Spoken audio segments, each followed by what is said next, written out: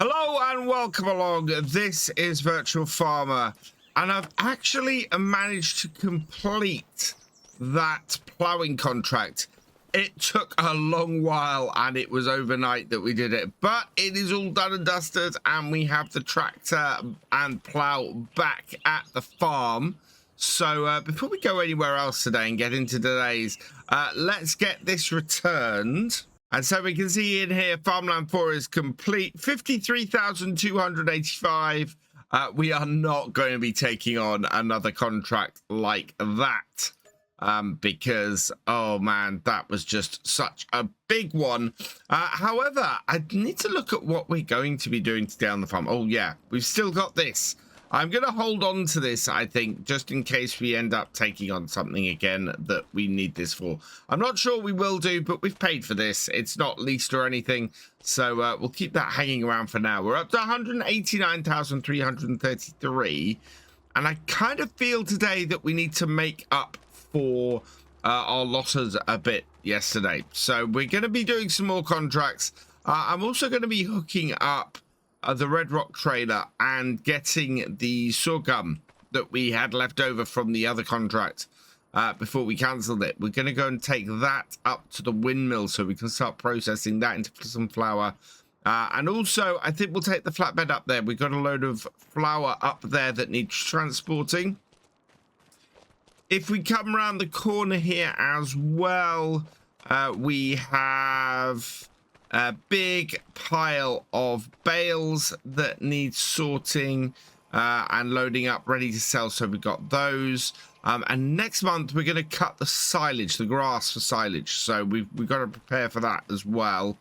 But before we do that, I think we probably want to get started some contracts. So we're going to come back. We're going to get the New Holland rolling in a bit. But first, let's have a look at what we have available here on the contracts. And we need something that is worth quite a bit of cash. 32,000 here for field 23 for the bale wrapping. And then, oh wow, we've got a pile of money sitting here in contracts for cultivating, including our first use of a Ford here on the farm, which is going to be very fun to get that piece of kit down to. So it's all worth more than the bale wrapping, and the bale wrapping is going to take longer. So I think it's going to be 3 cultivating contracts today that we do. 519, yeah, it's the same price. We can get all of these knocked out today, though, especially with a piece of kit like that. I think that's an entire Plains and Prairies setup. So we will borrow the items for that contract. We will borrow the items for that contract. And we will borrow the items for that contract, because 519 is not a huge amount. Right, there we go. So here we are. 3 really big pieces of kit. I think I'm going to have to transport this one down there myself, because look at the size of that. Getting that down the road is going to be interesting. We should be able to get these a lot closer. I think the middle one, this one here, getting this to its contract should be the easiest out of the 3. So we'll get this one started and get it rolling. We can send it straight up and just let it work. If possible, I mean, it'd be nice if we'd had the time to have just had the Ford do all 3 of these cultivating contracts. It would have saved us $1.5 grand, and that would have worked nicely. But I think we want to get this all sorted. That is not going to get out of here with that Ford in the way. So we'll move that back. Yeah, this is pretty much 3 tractors, all from the DLC. And I love this DLC. This Plains and Prairies DLC is fantastic. Partly because it introduces this. But getting Fords in is just absolutely fantastic. And I'm hoping that we might, as a result, get some Fords in on the mods hub. That would be cracking as well. Right, will this is going to give me an idea of how well this is all going to fit down these roads. And that is tight, but works. It's the trees that worry me, which is why I'm not. That's why I'm going to drive this myself down to the fields to get it started. Once it's past these trees, we should be all right. So now, let's get this moving. It's already 9 o'clock, and we've learned if we muck around too much up here, we end up not completing stuff. So I want to get this stuff going quickly. Let's get this up. Go to there. Select the tractor we're in. Create job. And this one is doing this job, or this field here. Field 15 is the bane of my existence. And we have it as one of the fields that we're working on today. So that's going to be interesting. Start that job, please. And that should then head off. And shouldn't have much issue in getting there. I say that. It says it's blocked by an object. The other tractor? I don't know why. Yeah, I think it was the other tractor. Right, okay. Let's go and get this then into position. We'll follow this down this road. Wow, yeah. This is going to take some careful maneuvers down here because this is a huge bit of kit and these are some very low-hanging trees. I stay exactly in the middle of the road. I should be all right, I think. It's going to be a little bit tight up to the other end. But, oh, yeah, you see, doesn't take much to throw you off center. Just clipping a tree, even slightly, pulls the whole thing to the side. So here's fun. We'll get this around this corner. Done. Okay, I think now we should be able to pretty much get this where we need to. My only worry is whether it'll fit through the gateways down here. But we'll see how that goes in a moment. Moment of truth. And that is at best going to be tight. No, that is not going through that gateway. So I gotta go the long way around because right, this is not a way that this tractor can go with this piece of kit. This tractor can go that way absolutely fine. This cultivator cannot. Barely fits down this road. This is, yeah, this piece of kit is way too big for these roads. Way too big for this map. It is, it really is a case of pushing it. But if I can get it where I need to get it, then I don't mind so much. Just clipping the end of that. Wow, this is too big. Please let it get up to the top of this hill without a tree problem. Because if we can get in this gateway up here, then we are sorted. It is plain sailing from there. However, it looks like we already have an issue up here. What's going on? Ah, really? Right. Back this off. Apparently this tractor had a problem making that corner. That's okay. We reposition that to here. And then we'll set this going again. Create job. Don't think my target position has changed. No, start. And that is off.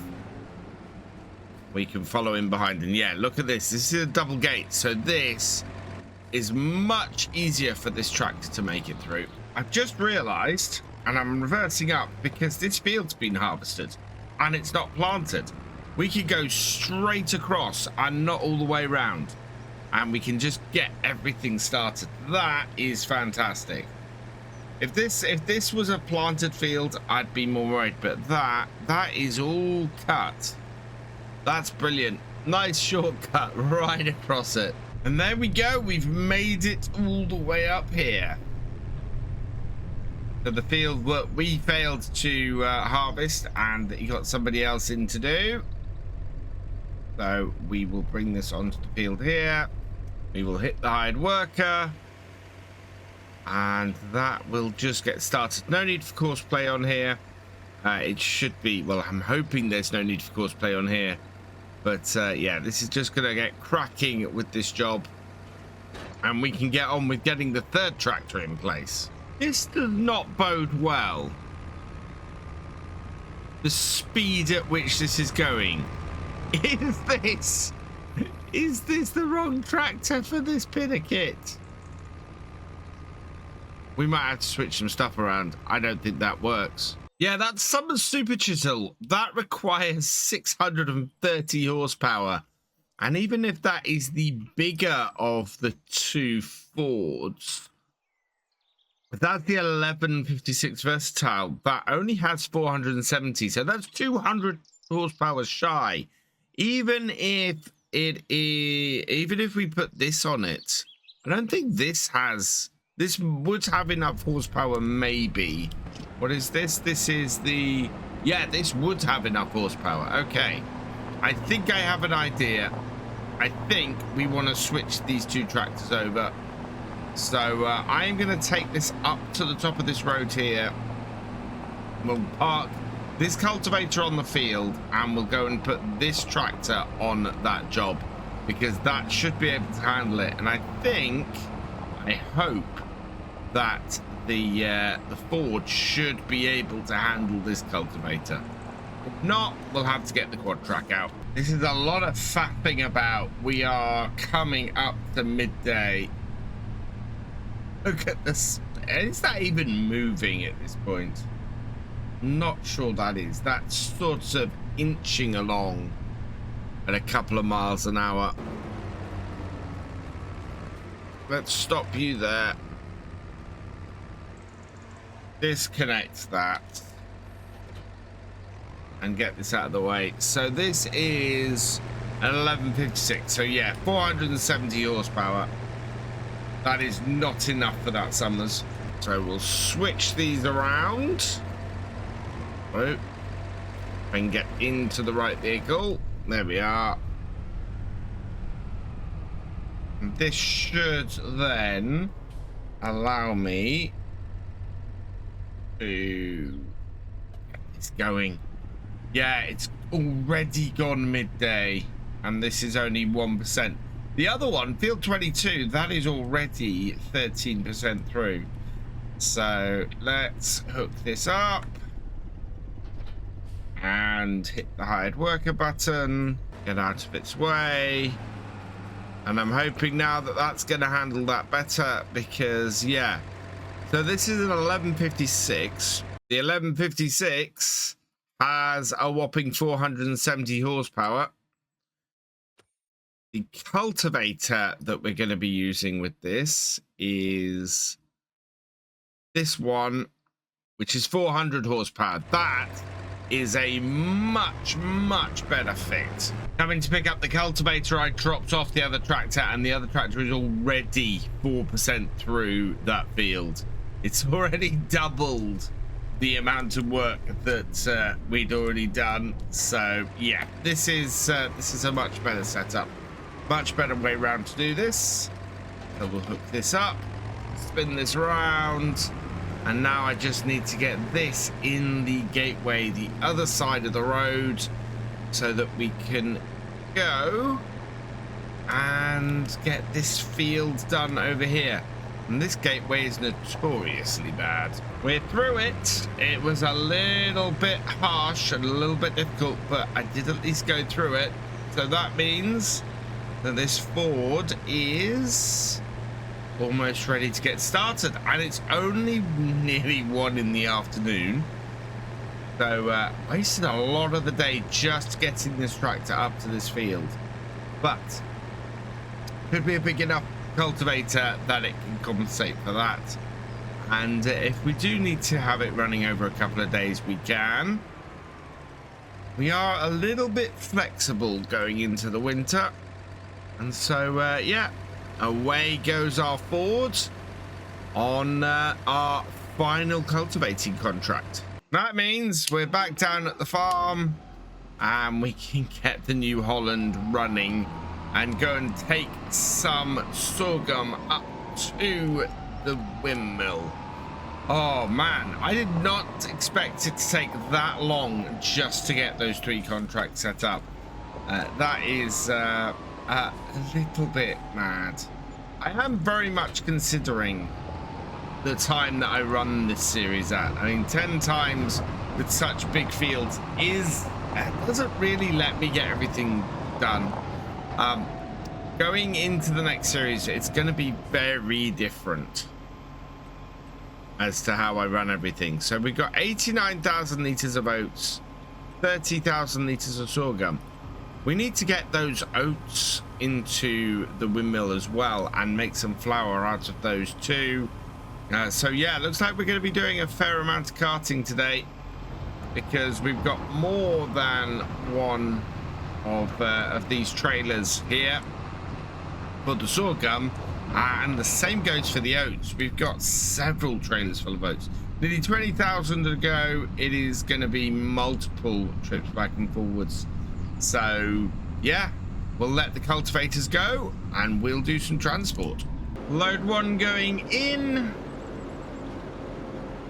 and nicely done. I have not checked on how much flour we have down at the bakery yet. Let's just have a look at how our productions are faring.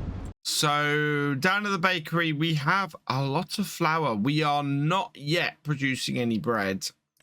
Oh, the thing we do need to do is we need to produce some more stuff for our cakes. So we are going to need some sugar. Thankfully, at the windmill, we can create sugar. So we'll be trying to do that. We are going to have to do a sugar beet contract, at least one sugar beet contract to do that. We have a lot of flour here raring to go. And so we're nearly full up on flour, actually. We're going to have to start producing some bread soon, or we're just going to have a lot of flour. Our cake making is getting there. We need sugar and we need strawberries. So we need to put down a couple of greenhouses so that we can produce some strawberries. We also need to find a sugar beet contract later in the year and hopefully get a decent amount of sugar beet off that. That is going to be another long one though to get that all done, and we are going to have to reduce the timer from 10 times to get through one of those fields. I'm actually quite amazed. The Ford has already overtaken the tractor with the Versatile with the Summers on it. That is, or the Summers on it.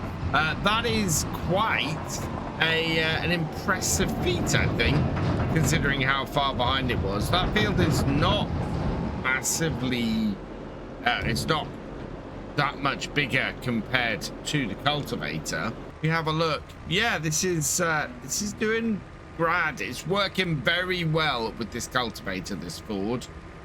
Working very, very well. This has just been working really nicely. This is yeah, so this is a 620 on the front of here as well. And then this one is running along nicely with this big cultivator on the back too. So yeah, the cultivators are all going well. So now that the sorghum has all been taken down there, let's get the oats down there as well. So that means around here and back, and get this under. So we're out of sorghum. Let's see. So we've got 89,000 litres of oats. That is going to be 5 separate trips with this. So that is good.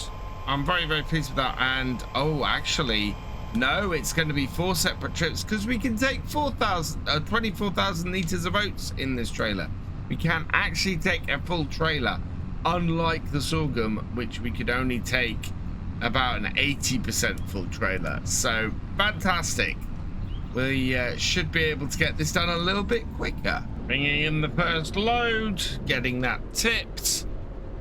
And we've just got one of our cultivating contracts coming up to 50% done. So looking at the time, it's looking like we're going to have to go into a second day of October. I don't think that's a problem. Our field 38. Oh, we need to plow this because I can't see this at the moment. So yeah, field 38. I think we need to get that plowed and reseeded. When can we seed grass? Grass can be seeded up to the end of November. So yeah, if we cut that field next time, we can plow it and reseed it next month. And then it'll be ready for a cut in the new year.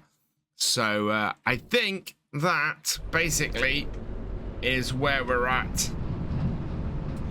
We'll use the second day of October to cut the grass and make the silage, and that will then mean we can get these cultivated contracts finished and in. And after that, we will probably well, we'll then see where November takes us, but we need to get that we need to get some silage made, and we also need to get some more. In fact, no, we don't need to make silage. We need to make hay. We've already got a bunch of silage bales. So yeah, we're gonna need to make hay. My tractor keeps conking out on me. So I think what I'm gonna do before we get our second load of oats, just gonna bring it in here like that and give it a quick repair. Because yeah, its condition isn't that bad. I wouldn't expect it to cut out until it's under halfway. It is going to cost 4,150 to repair, so we're going to do that. How are the tires? Tires are not looking too bad. Yeah, tires are not looking too bad, so keep that going. Hopefully that means now that this won't keep conking out on me, because that has been a problem. So I've completed one more load. I think we've got one final one to do. It is 10 past 5. We are, well, I am amazed.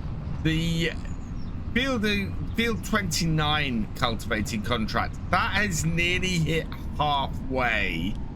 That has caught up massively.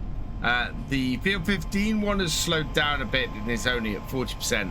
The field 22 one is at 64%. Massively away from the spout here. So that has all worked out really well. Our oats here, we do still have 2 trips to do. So we can continue that on. I want to see here. We want to be doing the oat flour, so we'll activate that. So we're doing sorghum, which we got 25,000 litres of, and oats, which we got 47,000 litres of at the moment. We're going to put another 24,000 litres of oats in. And yeah, so we're going to have plenty of flour for a good while. It is now just the oats and the oats that we need to get in.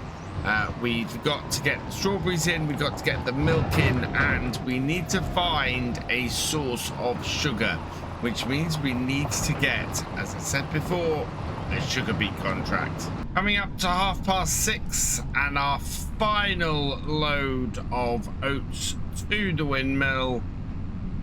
This is good. We are nicely set up going into the second day of October, and looking at this, all of our cultivating contracts have hit 50%, with field 15 just ticking over as we arrive.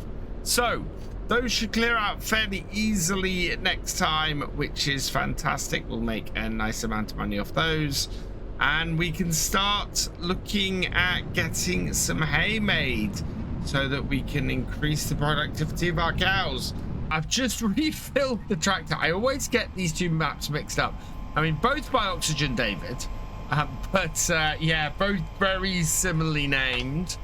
And I think we're doing well on here at the moment. We've got this tractor here doing some cultivating over on field 15. That is 56% of the way through. We've got this one down here. I think this is on field 29, going through here and just doing this. Yeah, this is 66. No, this is field 22, and it's 82% of the way through. And then finally, we've got the Ford over here. This is 66% of the way through and is doing great down at this corner. So as a result, we are going to turn our attention today to getting the grass sorted. Now, ideally, what we want to do today is get everything cut and rowed and baled and wrapped. And then if we can, we want to get a plow and plow the field that we've got and get that all plowed up so that we can get it replanted before the new year. It's all looking surprisingly autumnal in here, but it should cut, and it is fully grown. So yeah, we're gonna go and grab our mowers. Then we're gonna get this field cut. We're gonna get our small field in here cut as well. Oh, we still need to get a 1 or 2 greenhouses in. I think down this side here is probably a pretty good place to put them. So we'll look at that. Our chickens are still doing well. They're producing eggs a little bit slowly, but that was kind of expected. And yeah, round here we've got our mowers. We can hook the front on first and then the rear. And yeah, our little New Holland, I call this little, it is our smallest tractor, but it is 200 horsepower. But this will go around very nicely and get all the grass cut. I would be very surprised if we managed to get this field cut, rowed, baled, wrapped, and the field plowed in as well today. I think that is very unlikely to happen. So as a result, what we are probably going to do is get this all, get the first half of that done, and then next month we'll be able to come in, get it all plowed under and redone. So let's turn all this on, drop all this down. No GPS on this field because it is unable to find this field at the moment. And that's the reason why we need to get this field plowed under. At the moment, it is pretty impossible to do this as a normal kind of field, to properly fertilize it and get it up to its maximum potential. So that's what we're going to do. We're going to get it replaced, and that way in the new year, when we come to do our first cut, then it will be in a much better shape. I think, I was going to say my best bet is to bring the plow in this corner here, but actually I think it might be to bring it in down there with those double gates. To do that, we might actually have enough space to get a pretty big piece of kit in here. Right, let's go again. There we are. Didn't want that rear mower to drop too early then. That would have been a little bit disastrous. This shed down here, actually, I don't know if we own that or not. If we do, might be a really good place to store the mower, considering that it's only this field and the small field we really use it on. One headland down onto the second. We're making fairly good time. It is going to be a pretty short day today, so want to get this turned around quickly and sorted. Yeah, I was thinking, oh, can I get a tractor and follow me after this? But I don't think that's really possible. We either have to do... Yeah, so we're windrowing up next. We could get, conceivably, the wrapper following the baler, maybe. So we might try that and see if we can wrap as we bale. That would be quite useful. Otherwise... yeah, the windrower needs to go on its own because it's a single set of combs windrower, so that means that it's going to have to go up and down on a couple of rows to do anything, so we can't have the baler follow that. But yeah, we might be able to wrap and bale in one go, and if we can, that would be really effective. Having reached the end of the field, we now have enough turnaround space. We will head across here and start cutting in. I think 90 degrees should do us quite well. It's not quite perpendicular to the field, you can see there, but it's not a huge problem. Just sort of opens things up and lets us have a little bit of more of a fuel efficient cut on the field. I think I would have been better off not going quite so far into the field, or actually not opening it up like that. We've got quite a big gap between the two halves of this now, so I'm just going to finish off this top section. I think we should get it in a couple of runs, so we'll go out on the top one here and then back, and that will finish this off, and then it's just the bottom half of the field. It is only 20 past 10, so we've got a very good chance that we might get this job finished today. That would make me very happy. I have a feeling I might have got this slightly wrong, and what I actually want to be making today is hay. So what we're going to do is we're going to check exactly how much we've got around the farm and go from there. We do have a finished contract, so that is one of our cultivating contracts. That's the one on 22, 41,608. Let's collect that. Yes. Okay. And what we can do now is we can look and see if there are any cultivating contracts going. If there are, which unfortunately there aren't, but there is that contract to wrap bales, and there is that ploughing contract, and there is that sowing contract. I am going to get the bale wrapping contract. We will borrow the items for that, and then we can just start this up, send it down to that field, and once it's down there, we'll get the Courseplay running the bale wrapping, and then that can just run to its heart's content for the rest of the day. It will probably take the rest of the day for that to do, but it'll be a good contract to get a little bit of extra cash in, and this should have no problem getting down to that field, thankfully. So let's stop this here. We will select it, create, oh no, not create destination. That is going to that field there, and away it goes. Last little section, and then this is all clear.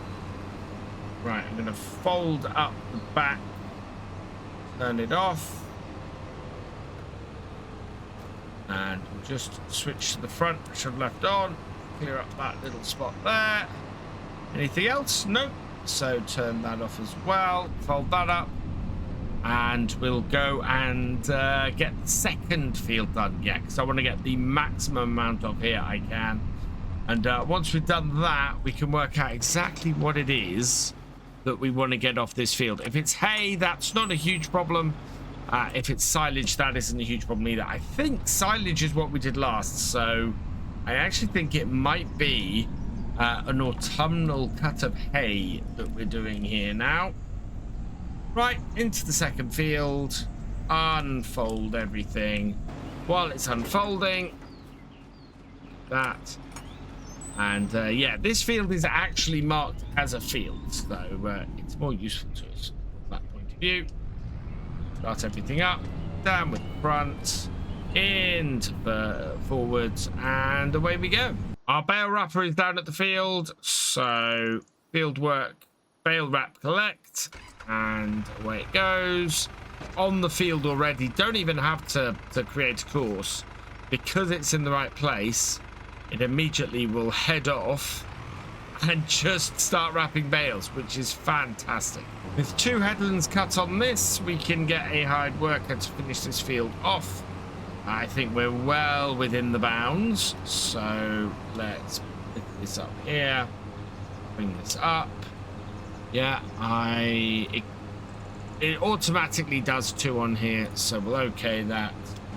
And we will start a hired worker off. It should recognize where it is. It might do another headland, but in the meantime, we can work out exactly what we need to do next. To do that, we need to look at what we've got in here. We have 4 hay bales and a very large stack of silage bales, which must be silage at this point. Yeah, so that means that actually we want to be making hay bales today. So I will go and get the tedder, and we'll put that on the David Brown. Another one of our contracts is actually very nearly done. The cultivating on field 29, that is the Ford, I believe. That is coming to the end. Kind of expected that one to finish first. That's a bigger piece of kit on a... Oh, no, that's actually a smaller piece of kit than the other one, isn't it? Yeah, because we had to switch between the 2 tractors. Very important that we don't complete the contract on field 29, because the tractor that's on the contract from field 29... Is that on field... Oh, actually... No, it is still going. I was very worried for a moment that we'd got rid of this tractor, but no, we're fine. We're good. This tractor is still going strong on this field. So yeah, once that contract on field 29 finishes, we want to leave that going. That can finish off that field. We've got to wait till field 15 completes as well before we can do field 29, because otherwise we're gonna lose. I think it's the tractor on field 15, which is completely the wrong way round. If that happened, we would be in big trouble, because, well, we could put our quad track on it, but yeah, in general, it's just not really very good. We'll have a problem. We could really use a bigger tedder. What did I see just come into the shop? Oh no, it's that. No, we're good. Right, let's get this going. We'd actually have enough money for that harvester if we wanted it. That is very cheap for that bit of kit. It's amazing how quickly the time goes. It is already 1:25 in the afternoon. As we work our way around this field, I do kind of wonder. I don't think that the hired worker will find this field. It would be nice if they did, but I don't think they will. I think it would just not work on here. I could define a courseplay field to get this done and try that, but I don't think this is going to work on here. Not like the old hired worker where it would just detect the crop. You kind of miss that aspect of it. Right, let's see if it'll work. Yeah, no field found. So this is gonna have to be done manually. There may be a way we can speed this up, actually. I think once we complete this field and get on to the next field, we'll take the New Holland up to the shop with our old windrower and replace it with something a bit newer. And that way, the second or the last part of this today, what we can do is go around and get the hay rode up and baled in one go, and that will speed things up no end. So yeah, we will have a go at that. We have a little bit more of this field to go. I think the other thing I might do is see if we can get a second hand one of these. So at the moment we have this.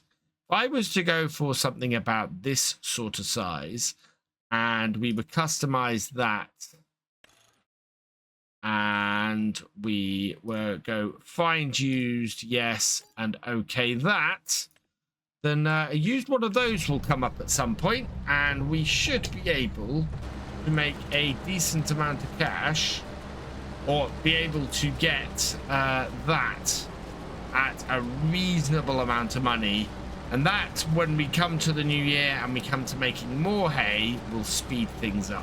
Final couple of rows, and then this field is finished off. We will set this going on the other fields then.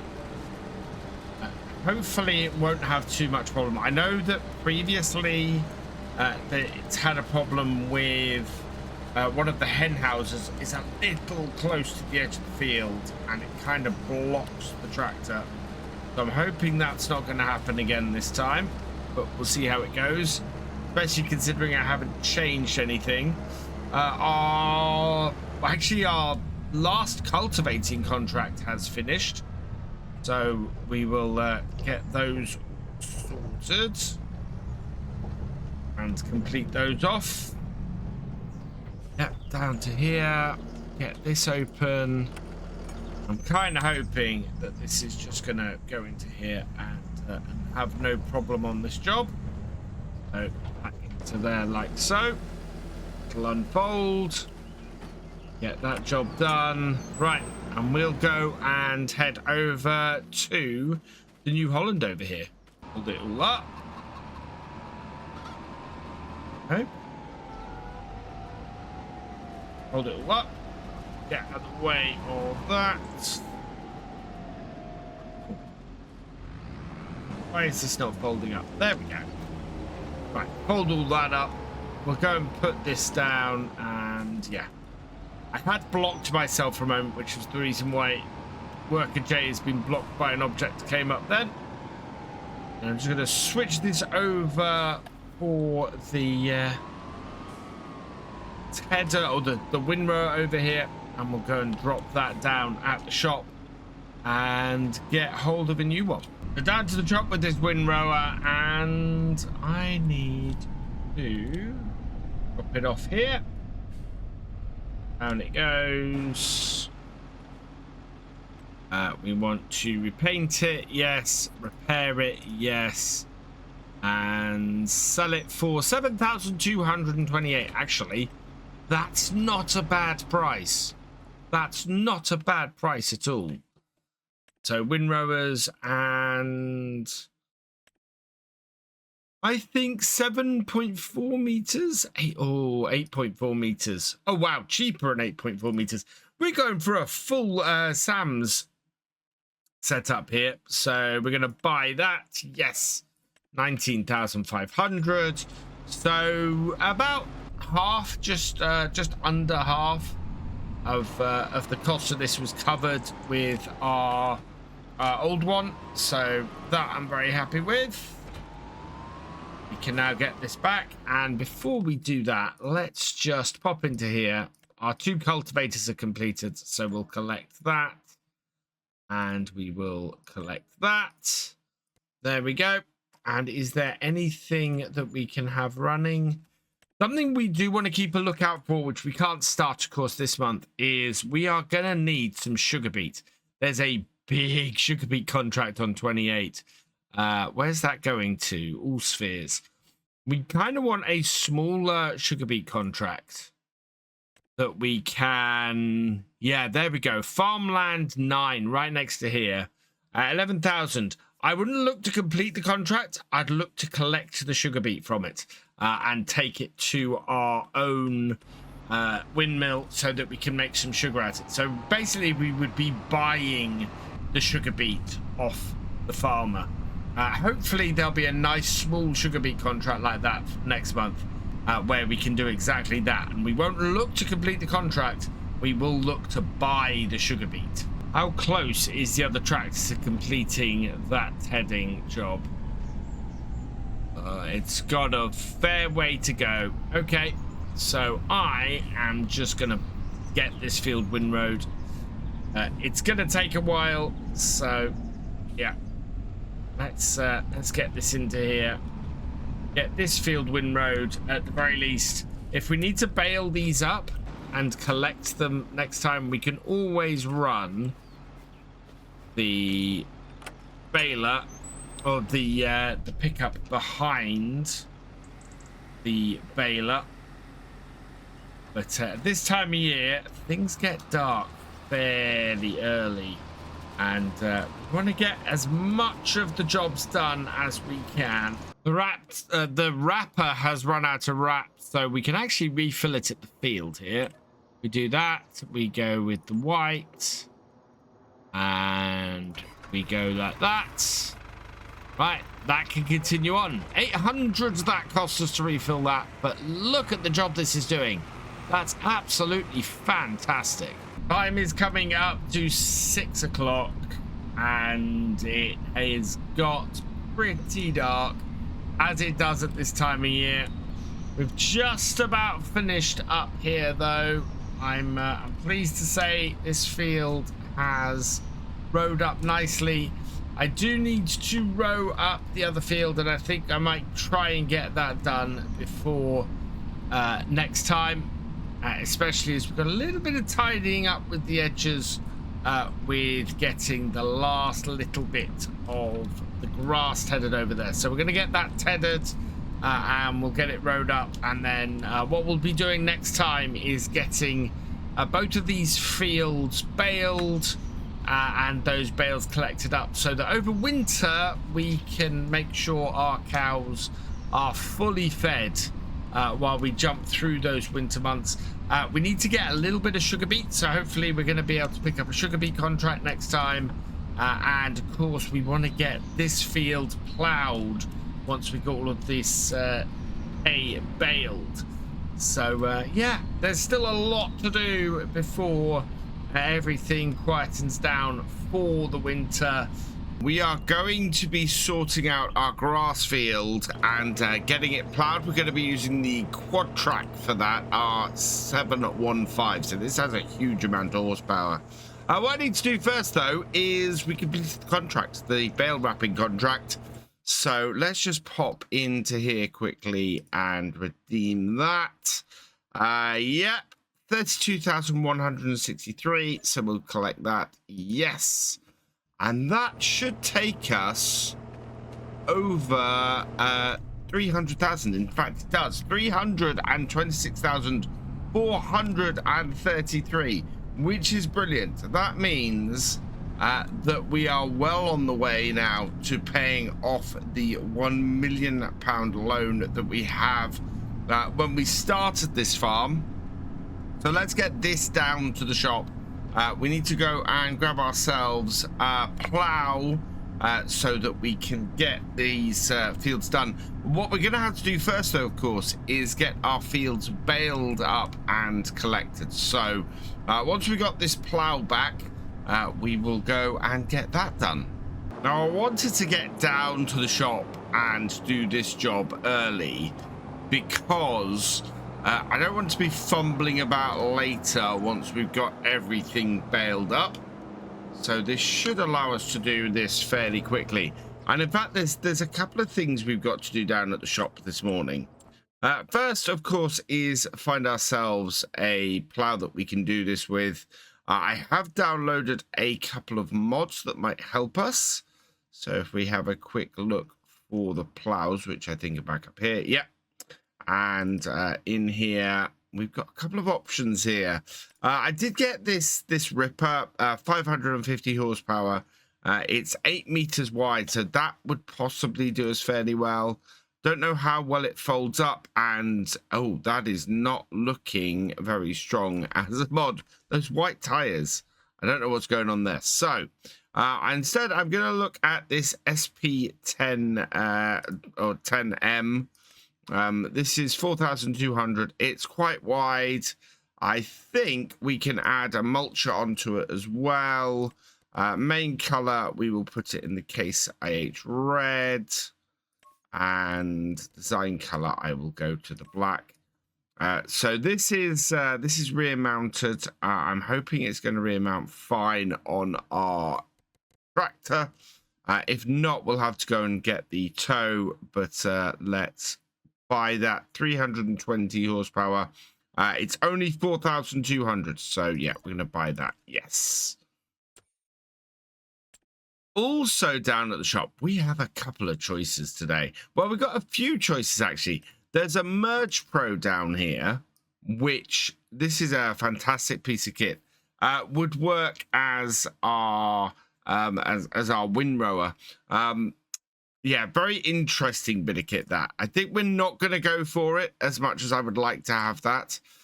We've got this. This is the Sam's. We were hoping to get this, and we've been looking for this. I don't know what the boundary system is. I'm not going to get it, but 6,299 for that. Yeah, we will buy that. And then there is this case Puma. We could fully do the farm. I think our New Holland is actually getting on a bit at this point. It's this has 17 hours on it, and our New Holland has well over 100. I think this is probably going to be a good choice for us as well. So while this is sitting in the shop, I think we might pick this up. Let's get some decent tires on it. Standard wheel setup. And panoramic window. Don't need that, I don't think. Let's have a look. Panoramic window. Oh, yeah, that's in the top. No, we're not doing anything with the front loader. So, yeah, we will go with that. And then I need somebody for the number plate. Congratulations to Zach B. You've been selected at random from the Tractor Driver and Above patrons and YouTube channel members. And so ZA21CHB, your name is embedded in the number plate on this tractor. Yes, we've got that on the back there. And we can buy this for 104,720. Yes. Okay. So yeah, look at that. Brand spanking new case tractor. We've got our header and we've got our new plow. So let's get this moving. And the sun has risen now. All that time in the shop, and the sun is up. So that's good news. We will be using this new case actually today to get the get everything sorted and done. I thought that was going to fold up, and instead it folded in. That's really cool. I love that. Yeah, we're going to have it on the auto stacker. We'll be running around on the auto stacker with this. And yeah, properly fully going case farm with David Brown and our quad track and this little case AFS. The 185 is the same as the T7 that we've got. So yeah, it's all good. 200 and I'm not sure how much horsepower actually. Let's have a quick look. So medium tractors, there is 224 horsepower there and 224 horsepower there. So yeah, same amount of horsepower. By the time we get this repaired and repainted, this will be verging on the amount of money we paid for that.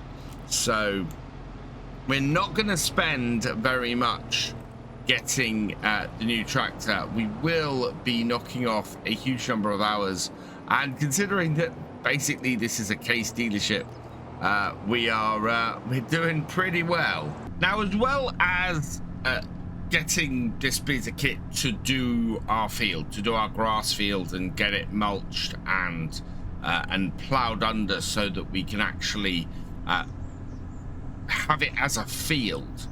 There's another reason why I've got hold of this plow. We get a lot of plowing contracts around here, and they are always an absolute pain to do because the equipment we get is awful. So if we have this piece of kit, then I can use that to do these plowing contracts, and it'd be really, really useful. So that's why, that's really why I want this, because it'll be absolutely fantastic for us. Now let's take this off the hired worker, and actually this wants to go down to the other shed. But what I'm going to do is we're actually going to drop it off here, leave that here, and yeah, we've essentially switched out two identical tractors, going from the New Holland to the case. And yeah, we've gone fully case because we've got a case combine on here as well. So that then has our whole farm set up. We've got the 185, we've got the David Brown, and time to get rid of the New Holland.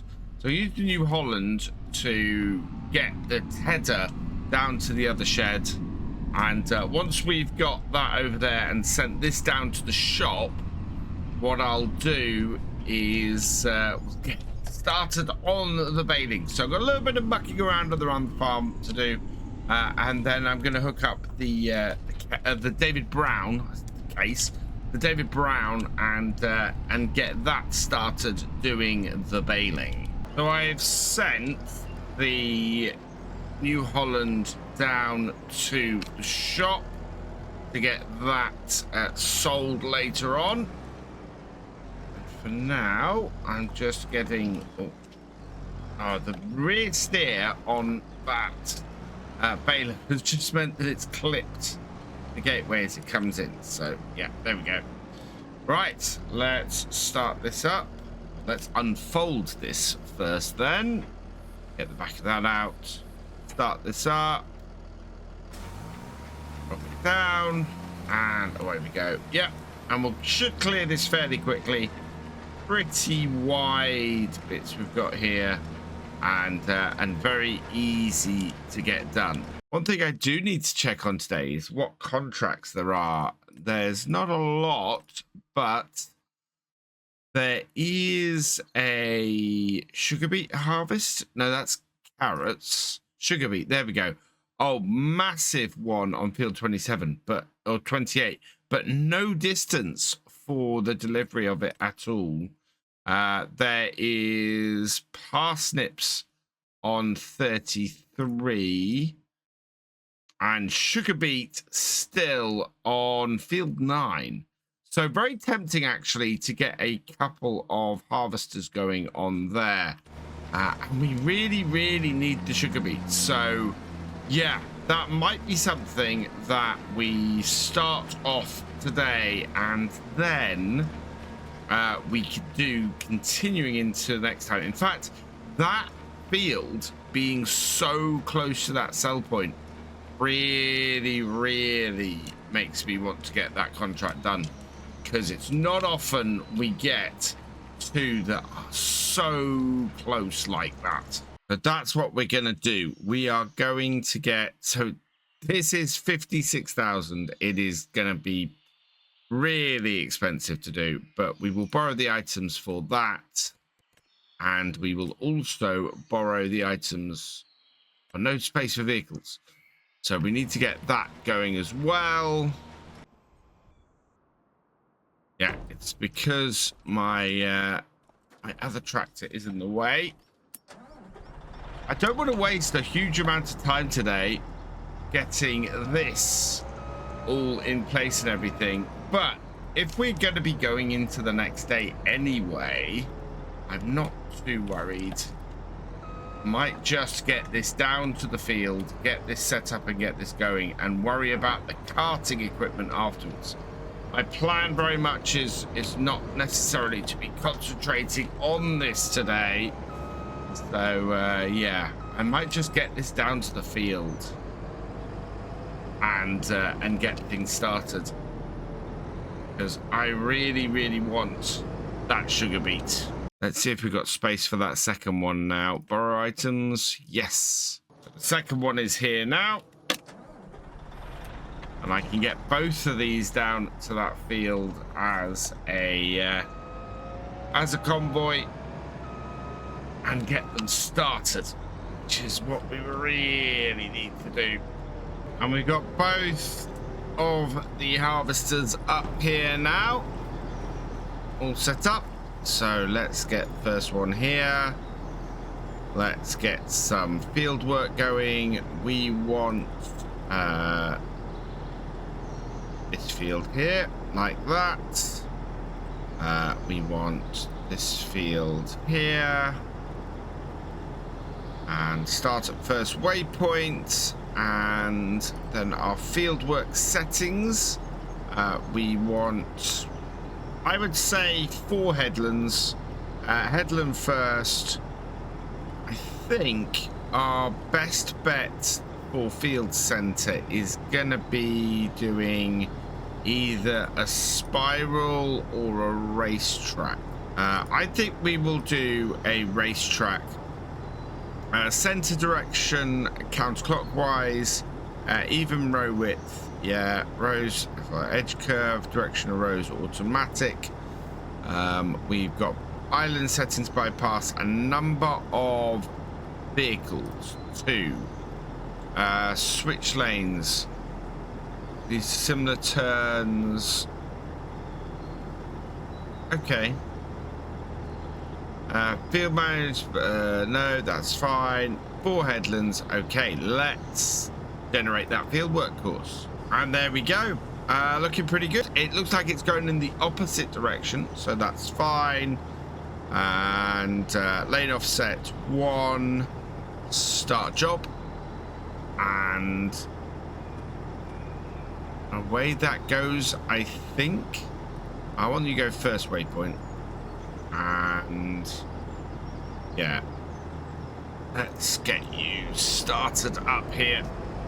Unfold that, unfold that. It wasn't overly happy then, and we need to turn this around anyway.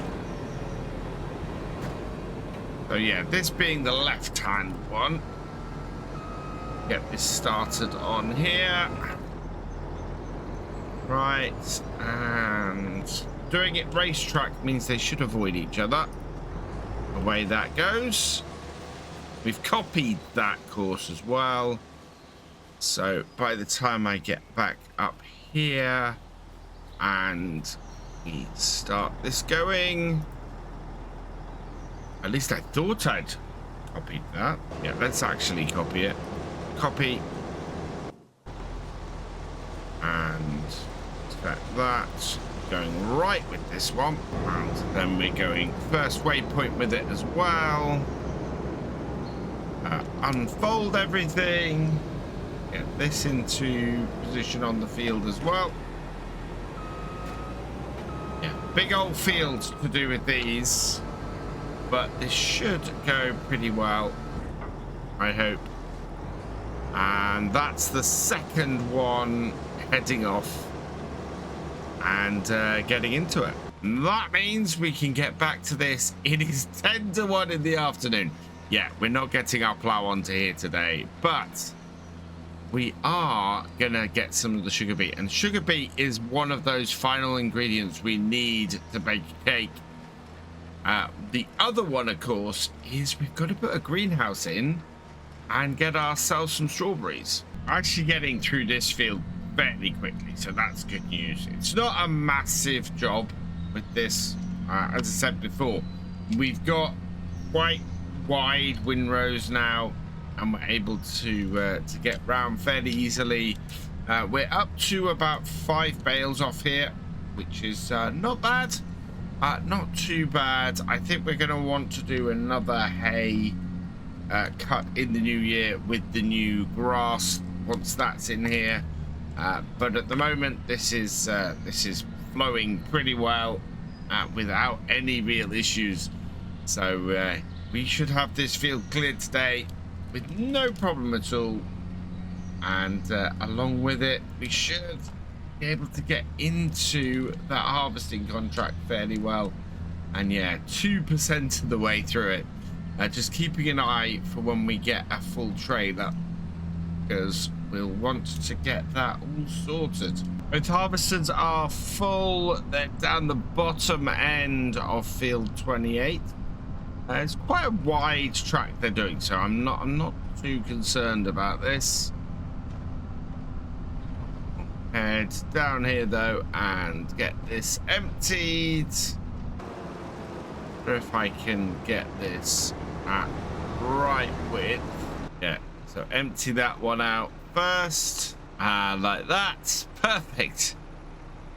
Yeah, if we can run these two in convoy, that would be absolutely fantastic. We've not got very far to take this either, and I think these might both fill these trailers. So yeah, that's kind of what I'm expecting.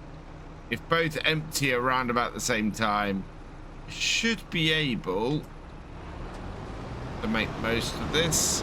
So I'll just pull this forwards, empty out this one, and that will be yeah, that will be both of these done, which should be perfect, absolutely perfect. And our trailers hold 92%. So that will do things, and yeah, our other tractor is pulling up behind us, but we can go and get these tipped. And these are going to go into that one in the back corner there. So I want to stop the one behind, otherwise that's going to get in my way. So we'll take the hired worker off that. Yeah, it's a little bit of fiddling about, but we should be able to get this cleared, and then what we'll do is just park these down here, and then when our harvesters need emptying, take the convoy up there and get them emptied. As I said, not too worried today about getting too far into this contract. We'll do a much longer session next time. Maybe even run at 1 times for once on this map and clear the sugar beet out. We are 1% transported, so yeah, this is going to take 100 odd trips to get this field done. The rain we're expecting has arrived. Not a huge problem though, because we are nearly done on this field. It won't take me very long to wrap up the other field, and then we can go around and get all of these bales collected. I'm quite pleased. I'm not wholly as far as I would like to have been, but we've replaced our oldest tractor, and it's not going to cost us too much by the end of it. We'll need to head up there. Our sugar beet harvesters appear to be full again, so they've got they're waiting to be unloaded. We'll go and do that in a moment. It's all coming together rather nicely, and by the end of November I think we will be very well set up for the coming year, and get another harvest out. We've got plenty of flour. We've got plenty of all of our ingredients at the moment, except for the sugar and the strawberries, and we've got both of those on the way. We've got milk, we've got eggs. We're sitting fairly pretty, and this convoy setup, I'm kind of liking this at the moment. If I can get it so that my spacing is good, actually, we want to sort of set this so that there may be 40 behind. That might allow me to pull far enough forwards, get this to unload. Yeah, the tractor isn't moving, so that's pretty perfect. If we can get that to do that, I'll be very, very happy. I had hoped to get all this baled, collected, and finished off, but yeah, that doesn't seem to be the case today. We will get this all collected up, I think, next time. We are going to concentrate on getting the sugar beet done. We've got to collect these hay bales up, as I said, and we need to get the other field plowed, and of course we have the plow to do that now. So we're pretty well set up for what we need to do before winter hits, and once we get there, we will we're just going to jump forward to spring anyway, so we're looking fairly good. I'm going to finish off this baling though on this field. It's not overly easy to see everything, but we'll get this finished off tonight. The rain has stopped now, at least, and we should be able to knock it out fairly quickly. We didn't get rid of our T7 or our tether last time, so we're gonna jump in this and get this sold fairly quickly. We've got a bit of a big job today. We've got all of that sugar beet to get cut and delivered, and hopefully we'll be able to keep a little bit of us for ourselves for the to get the cakes done. Let's turn this off first, right, and then we're gonna get this sold. So I'm hoping to get a good amount of money for these. As much as I love that New Holland, it's got 111 hours on it. So yeah, it's in need of it's time to pass it on. So we have I don't want to service it now. This is the mod I've got that services it, that makes it cheaper to then do everything with it afterwards. Now we want to repair and repaint this, so 641 to repair it. So this should take us up to maybe 82,500. So let's see that. Yeah, just under 82,500. And then the repainting is 48,000. So we're looking to add 50,000 to the value of the tractor at least. So that would be 132,000 that we're aiming to get it up to. So let's replace it. 135,000. Perfect. So this is why I do those two things before I sell equipment all the time, because you can get a little bit more money out. It's not a huge amount, especially for the amount that we've paid, but at least we get all that we've paid back. So let's sell the New Holland. Bye-bye, New Holland. You've been brilliant, and selling you for 135,000 is not bad at all. We're going to do the same with the Potinger. However, it's only £1 to repair it and 373 to repaint it. So we're going to get 5,247 for that. So that's perfect as well. There we go. Right. So with that done, we can get on with today's jobs. First thing to cover today is that we have our sugar beet harvest going. These have actually been going for a little bit and are full. So I'm gonna get these emptied. We'll start with the rear one with my front tractor here. This and like so. Yeah, there we go. Empty that out. Now this won't be able to go anywhere, and this will keep these going fairly well. I found last time that this was the better way of doing this, of just having the two traction trailers in convoy and running it. We were automating a lot of stuff when we did sugar beet last time, and it just ended up causing me so much headache.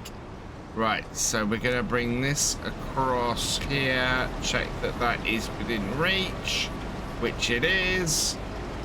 That will fill up this trailer, and then when this one's full, we'll pull this forwards, and hopefully, oh no, now this is where it begins to get a little bit more tricky, because I'm gonna have to try and get the rear tractor into a position that can empty that harvester by controlling it from this front one. There we are. Right. And of course we're along the shorter section here. I think I would probably have been better off doing this with the by taking on the back harvester. We'll see. Keep it going. Yeah, it seems to be working for the most part. I managed to track it to the corner pretty much, but the harvester, of course, has a mind of its own and is deciding that it wants to turn the corner. No, in fact, it's empty, which is brilliant. So I'm going to try and get that tractor and trailer out of the way.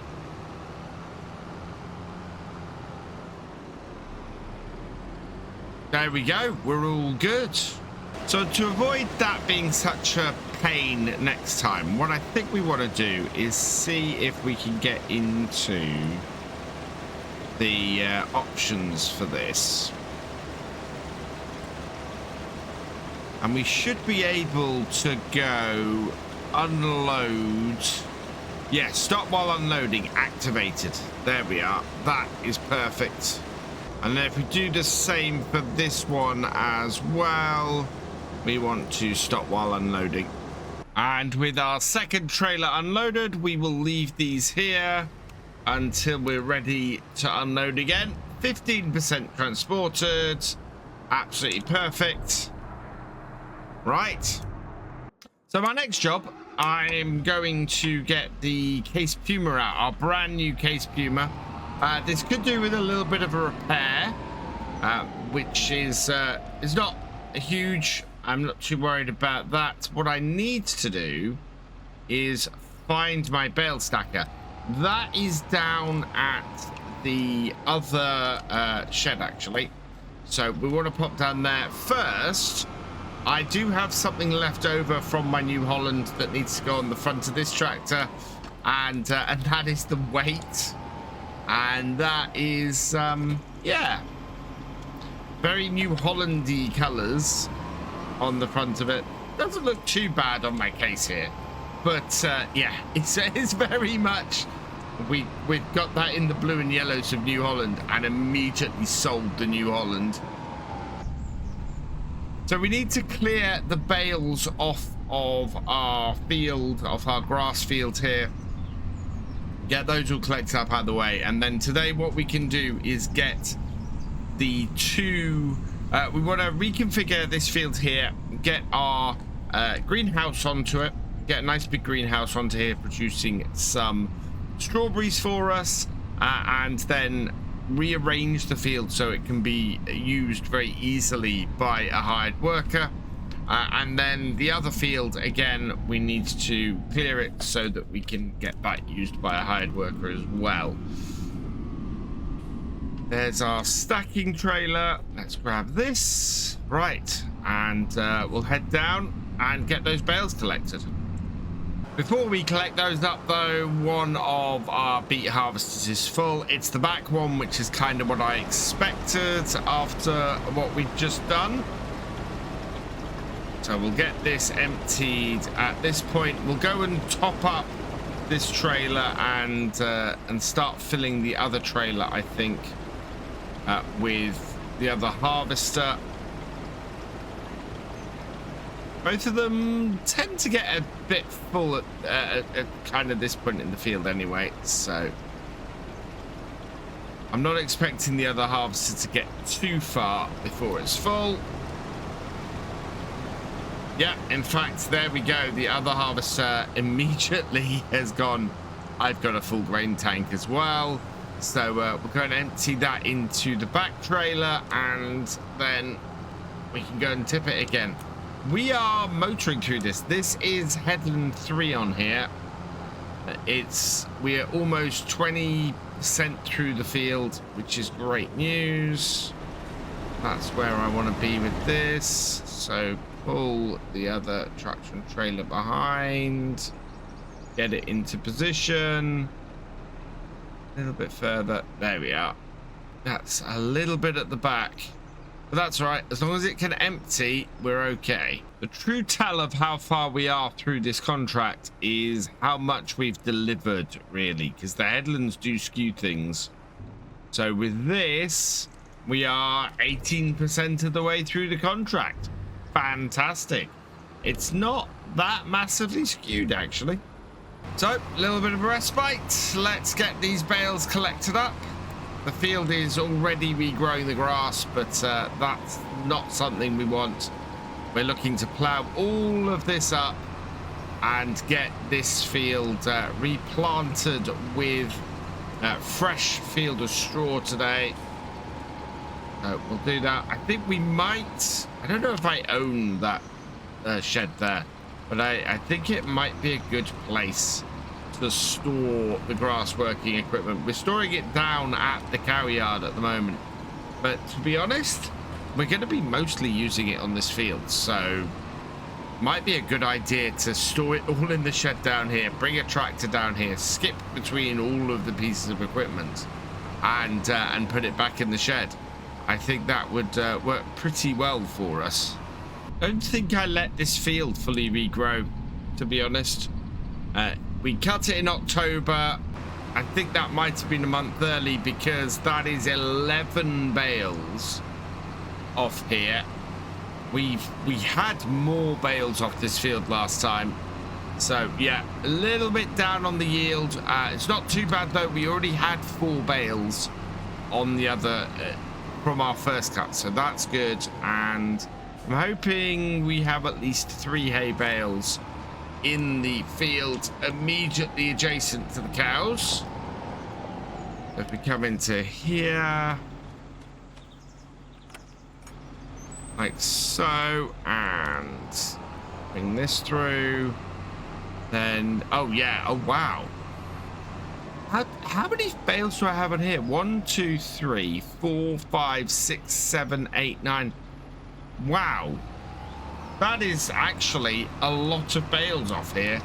This field must have fully regrown then, because yeah, that's almost as many bales off this tiny field here as we got off the main field.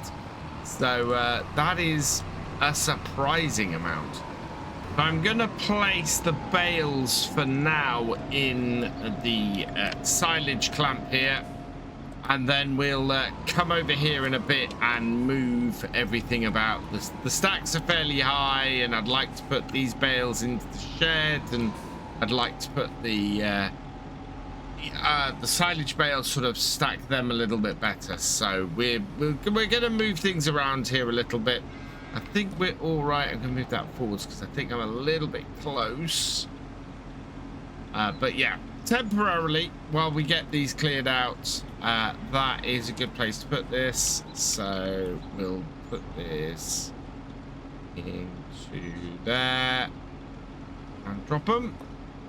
And we'll take this back up to the main farm because we do use this for stacking straw bales as well. So I think we need to keep that in mind. And all the other stuff, though, I don't see why that lot can't be stored down by the actual field that we're going to mostly be using it all on. So with the fields cleared of bales, we can now get our very large quad track in with what looks at the moment like a very small plow. But if we fold this plow out, yeah, there we go. Right, we need to allow create fields. So turn that on, and then we'll make that up again. Bring this up into here, and yeah. Now this should mulch as well. I think I've got the mulching extra on this. If not, I'm not too worried. But yeah, that is mulching just ahead of the ploughing, which is fantastic. So we'll get this all marked out around the edge. I'm roughly gonna follow where I cut, where I did the mowing around here, and then once we got that done, we can get it reseeded with grass, and hopefully we're not going to end up with any really big stones on here. On the other hand, I have noticed that it looks like my harvesters have gone a little bit off track. So this is the second harvester, which is fine. First harvester here seems to be completely off course. Don't know where that's going. Seems to be that it wants to get into this row here. Yeah, so we'll bring this round here like so, bring this up, and then I'm gonna go nearest waypoint. Excellent.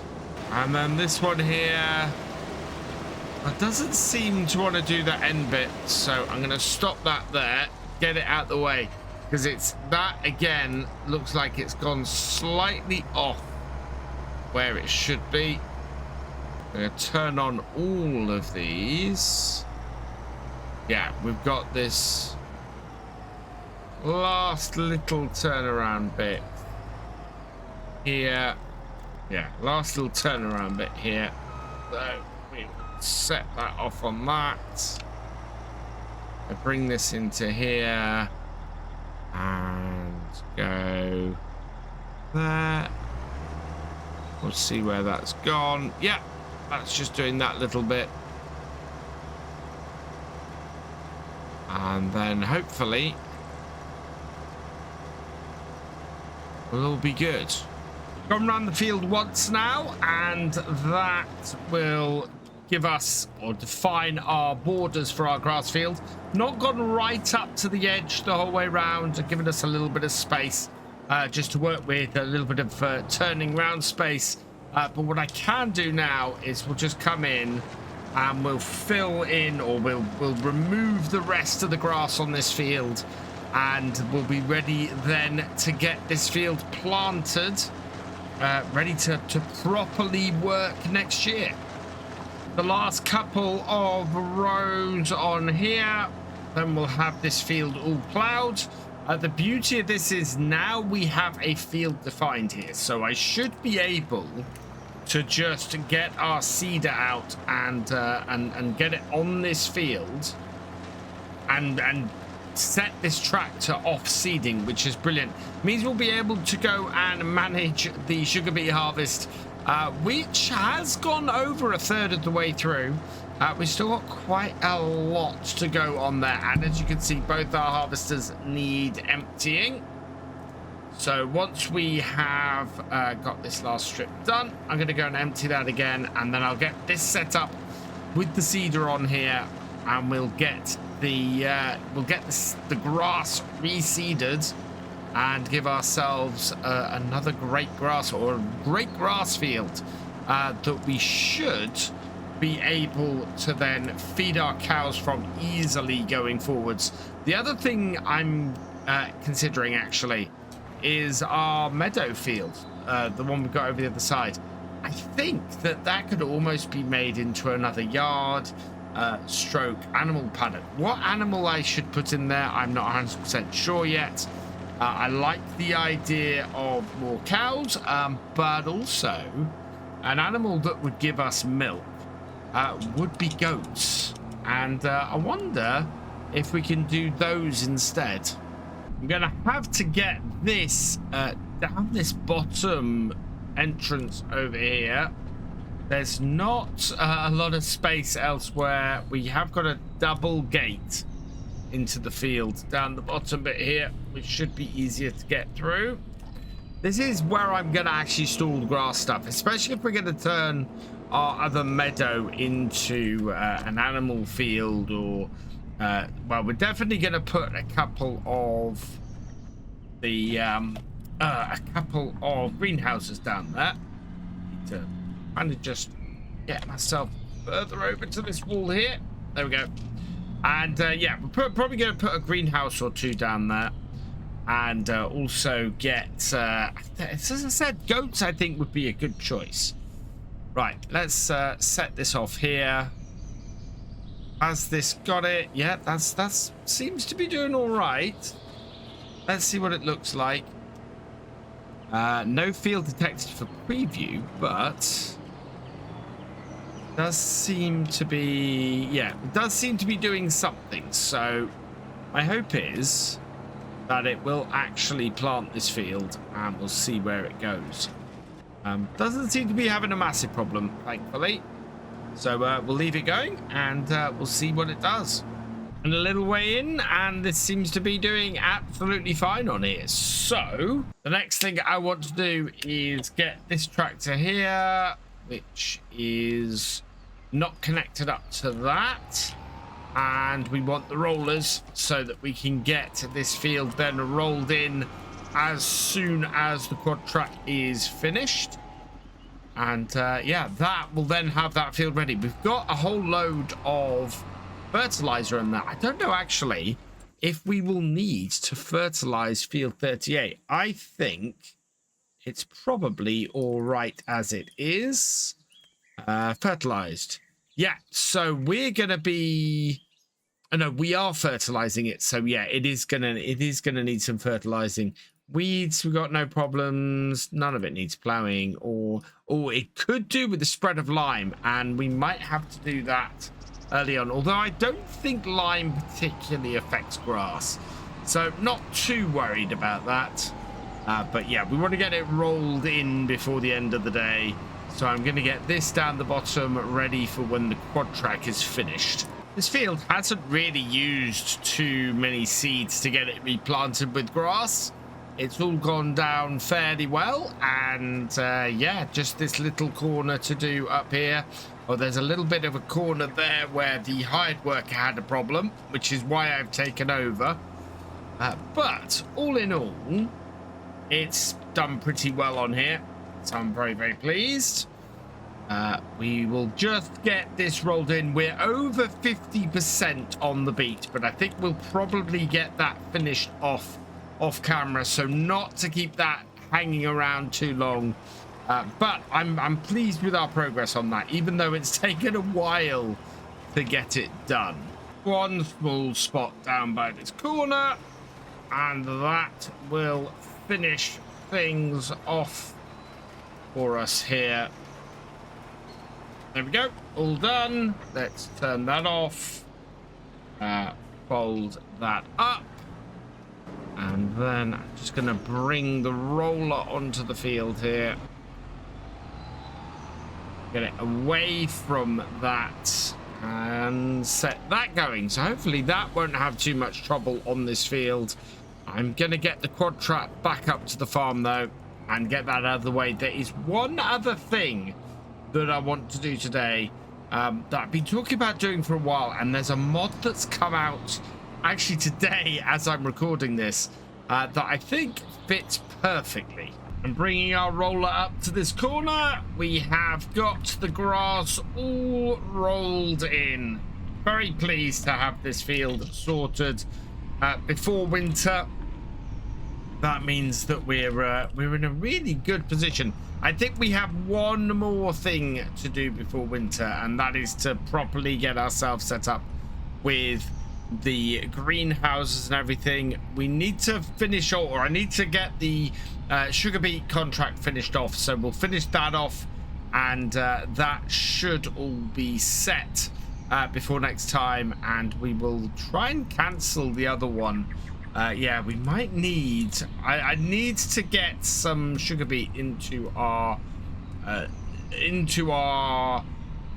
windmill, so hopefully we'll get that done overnight, and maybe have a little bit left over to keep doing stuff with. But for now, I think we'll leave it here for today. We've got this field all planted with grass, and we'll be able to get a nice cut of it in the new year. We're down at the windmill today because I have the last 2 trailers of sugar beet.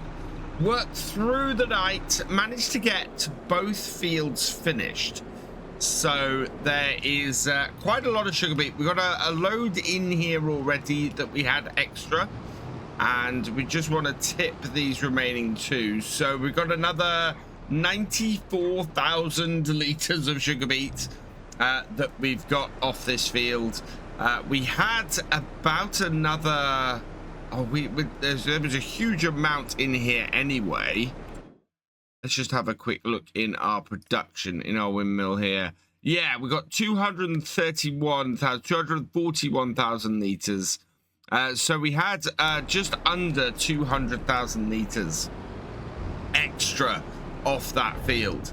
And now we're going to take that up to nearly 300,000 liters, which is just so much sugar beet. It's a little bit mad. So let's bring this in here. We'll take the hired worker off this and get this one tipped as well. And that means that we can start off our sugar production today and start getting this distributed up to our bakery as well. So with that loading into there, yeah, our bakery now has a ton of flour. We still need to bake the cakes. We still need... we got flour, we still need the sugar, we need the bottled milk, so we're going to have to buy the dairy and get the milk start producing. We've got some eggs, we need butter from the dairy as well, and we need strawberries. So we want to get the strawberries started today as well, and we probably want to start getting some milk and some butter produced too. So let's start up. Let's stop the oat flour going and the sorghum flour going. Both those have been emptied. And then we're going to do sugar beet sugar. We're going to activate that and we're going to distribute that. And yeah, we've got a load of flour sitting here as well, which is quite good. And with that done, we can complete this contract as well. And with that done, we can complete this contract as well. So 28 is done and 9 is done as well. Perfect. So that then brought us in 55,000 and 9,932. And got all of this flour sitting up here as well. At some point, we're going to have to transport that too. But today, yeah, we need to get started on the strawberries. So I want to use this area here. We've got quite a lot of grass here, actually, that's very useful. We want to bring in the end of this field a little bit. And I think we can put a couple of greenhouses down the side here. Our egg production, because our chickens are spread out over so many, we've got lots of little pallets. Food-wise, actually, how are we doing chickens on these food? Yeah, food, they're about halfway through. So we're going to have to do a food refill at some point. But the chickens are producing eggs. We've got a pallet of 167 pieces. So, yeah, they're very disparate at the moment, the eggs. But we are producing eggs, and we want to get those in probably in the new year. So let's build it. And in fact, from here, we can actually more clearly see how things are. I want to come across the front here and just chop off the back of that, or the front of this, because this chicken coop here kind of gets in the way a little bit with any hired worker I get off here. Because we've got a slither of land down here that I think we can use. So let's go into... It's in productions, isn't it? Factories, greenhouses. Here we are. Right, and I think... I'd like to put in something fairly large. 54,000 for that. Oh, wow. Will actually fit in this space. Though I think we want it that way around. I don't know which side this outputs, but I think it outputs on that side there. And yeah, we can put this down here. 54,000 still is going to leave us over 300,000. So down there like that. Cuts into the field a little bit. And we probably want to smooth this corner out a little bit. So we'll bring the grass in and round the edge of this, and just sort of cut this corner out a little bit as well. So yeah, so we're going to bring this grass down here. Let's get that, and we want the painting first. We're going to put some grass in, and we're going to go from this corner here out that point there. Not easy to see at this time of day, really, exactly where this is, but there we are, up to that corner there. That gets that and fills that in. So now the tractor won't try and drive up to that bit there. And as a result, we want to come through here. And what I want to do is bring this out here like this, and we'll curve it round the corner. And that way we should avoid tractors getting stuck on any of this going forwards. And like that. Then I'm just going to smooth this out a little bit, being careful not to get too close to the field itself, because it will cause the field to disappear. That'll just smooth that round that corner. But I'm going to take the grass here, and we're just going to grab a large enough to bring this round so that we've got that much space the whole way up to that corner, just to give us a nice even area around here. And then we need to put some grass in. It's this time of year. This we can put this in and it won't grow too much. So that across the end there and out there. See where it's missing at the moment, and across the end there. Then we reduce the size and just fill in this little bit around this corner. Perfect. Right, let's have a look at that. So yeah, everything seems to be nicely in there. You can't really see the difference between the field and there, but that is all good. Right, so now we need somewhere. We need some water for this, and we need some milk as well. So let's go grab ourselves a tanker trailer. And while we're down here at the shop, we really should see if there are any contracts available today that we can take advantage of. Options are a little bit thin on the ground, but there are a couple of possibilities. There's a ploughing contract in field 17, but we've kind of learnt our lesson with these ploughing contracts, although we've got our quadtract with our own plough. So I think we'll take this, but we're not going to borrow the items. We're just going to accept the contract, and we'll get our own plough started on that one.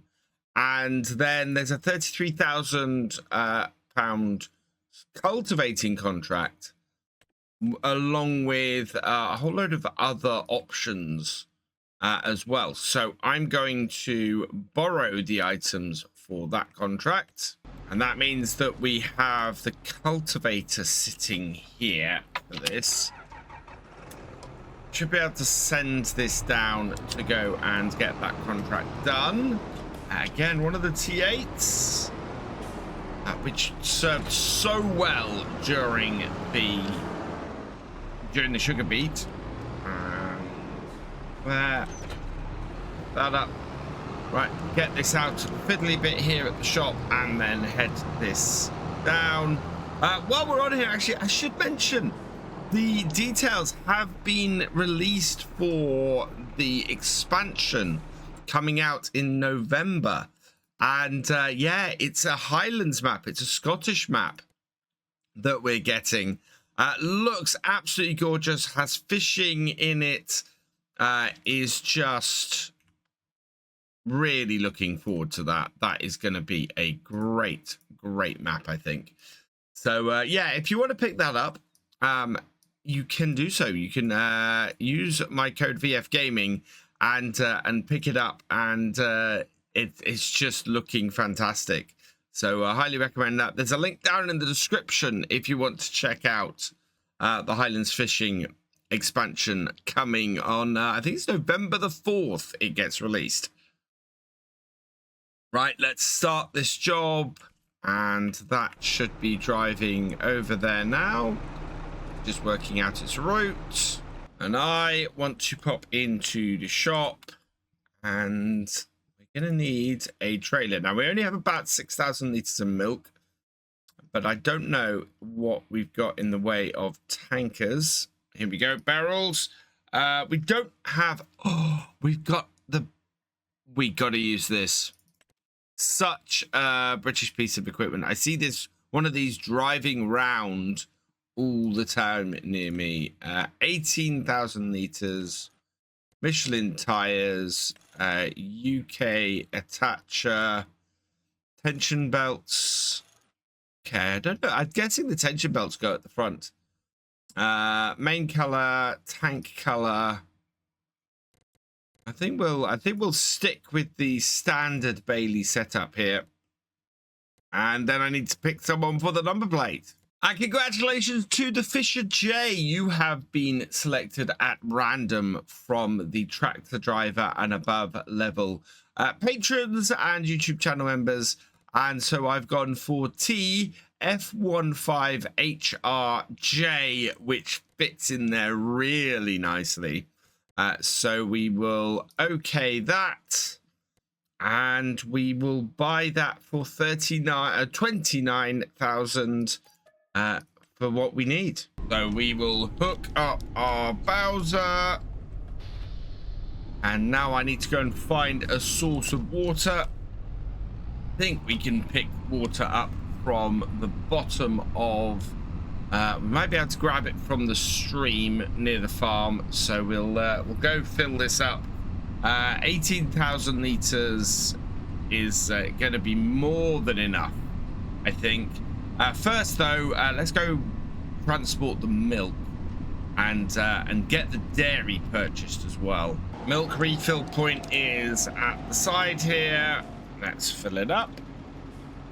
Not got any buffalo milk. We do have 6,334 litres of milk, so this takes a third of our milk. Right. Oh, this, yeah, the milk fills a third of this. And let's head up to the dairy, get that purchased, and then we can start on our butter and our bottled milk production. I almost forgot that we need to get the plow running as well, and time is moving forward, so let's get that started as well. And this will work so much better. It's a heck of a lot wider than the plows you get otherwise. That is if my tractor will connect to it. There we are. Right, lift that up. And we'll get this out to the field so that it can start getting it ploughed. And after that brief detour, we're down the bottom and we've got the dairy. So I need to make sure that I purchase stuff from the dairy before I I purchase the dairy before I start unloading into it. It shouldn't be too expensive, this, I don't think.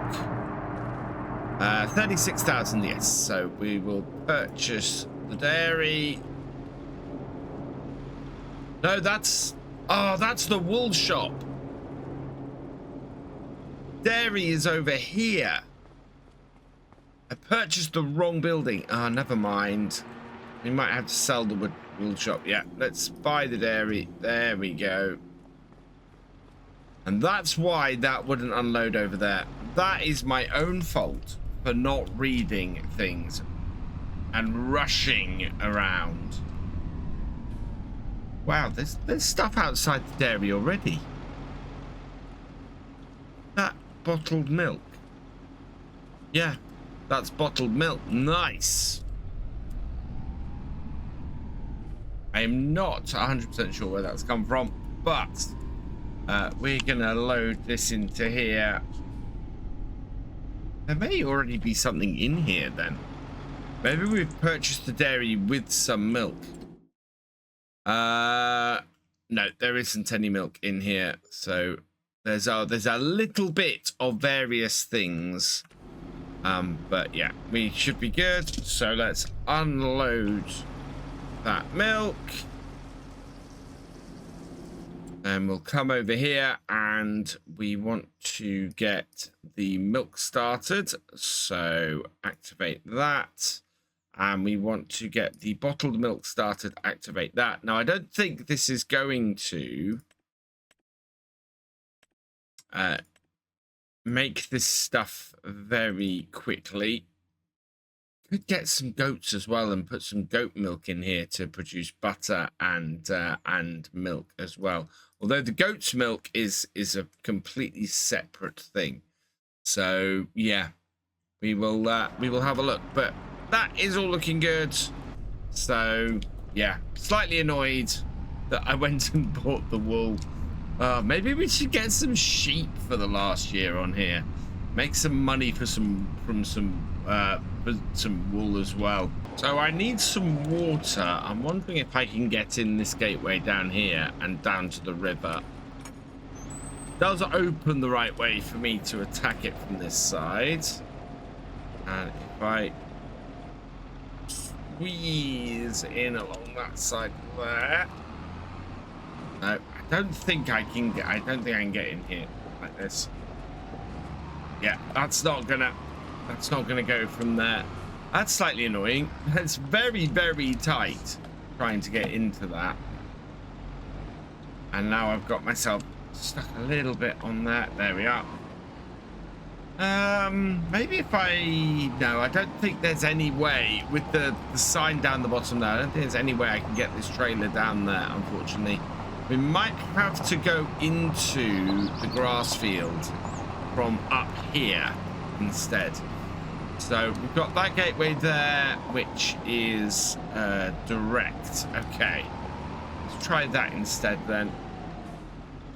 Alternatively, what I'll end up doing is just putting in a water tank up here so that we can load up from that. But I think we should be able to just go into this grass field here and load up from the river down the bottom. Nice easy access. Otherwise I've got to come at it, I think, from the other side. So bring this down here and into the bottom. There we are, and refill the water tank. 80. Wow, that filled really quickly. There was no cut there. That just instantly filled with 18,000 liters of water. And then if we bring that into here, we'll be able to get this refilled and we can start making some strawberries. So dump that out there. And while that empties, we'll pop inside the greenhouse and get our strawberry production started. There we go. Very tempted actually to turn on some chili pepper, some garlic, and some Napa cabbage and some spring onions in here and get some kimchi produced. But I'm going to change this output mode to distributing, and then our strawberries can go straight up to the bakery. At the moment, I'm not too worried. Did that empty? Yes, it did. And how full are we? Oh, wow, we could do an entire. I think I'm going to do another Bowser full of water and get this nearly full. Round 2 nearly emptied, and that means that we now have 35,000. Well, nearly 36,000 liters of water in here. That is perfect. Right, we can go and park this up. I think we got space over here, and then we will move on to the next job, which at this point I think we need to go and start looking at selling the bales. Our excess straw bales should be reaching best price at the moment. Straw is at straw is at 43,032. 43,000. That's near as, it's about a pound off best price. So I think we'll head back to the main farm, and we'll go and get the bales loaded up and get them sold. So the bales in question are these stacks over here. single bale, which is a full bale. We'll just move that out of the way. I think if we take stacks of 3, all of these bales should fit on it. Actually, it's stacks of 3 and stacks of 4, so we'll take stacks of 3. Should go on here, I think. Certainly they won't be too high as stacks of 3. And we've only got 4 actual stacks like this, and that will be, so 1 stack will fit. Almost will fit on per row. First 2 on. Get those strapped down. Yeah, all of these bales will easily fit on here. So I will get them all on, and then we'll head off to get them sold. So this is the last stack that I can get on the trailer at this height. I actually have 5 bales left. So really, when I'm looking at this, what I want to do is go 4 high for the ones in the middle, and then 3 high on the end ones if I'm going to do the stacks of 14. As it is, I'm just gonna stick these extra bales on the top, and that should then do things, and we'll be able to go and get them sold. But yeah, pretty happy with that. That's gone fairly well, that stacking, and we just got a couple of extra bales to get added on. Right, but I fought quite low into that bale then. But yeah, we'll get these loaded up, and yeah, because it's December, the light is fading fast now. Coming up to 5 o'clock, in fact, just past 5 o'clock. Really dark around here now, but we have got a trailer full of straw. It's actually quite difficult to see exactly where I'm placing these bales on this trailer when it's this dark. Partly because the headlights on the telehandler don't reach where that is, where we placed them. But we've got them all on. Perfect. So we'll go and park this up, and then we can go and sell these bales. Best price is all sphere bales. That I think is down the bottom here. Yep, that's down by the animal market. So let's start this up, get our beacons going, get some lights on, and away we go. And so there's our bale sell points. Have to bring this around and into here. Then we'll get this all unclipped, and there we go.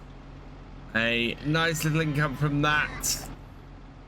Perfect. That is the bales all sold. That is our farm all set up, going into the latter stages, and we should be able now to get the cakes made, and hopefully continue earning some money to pay off our loan on here.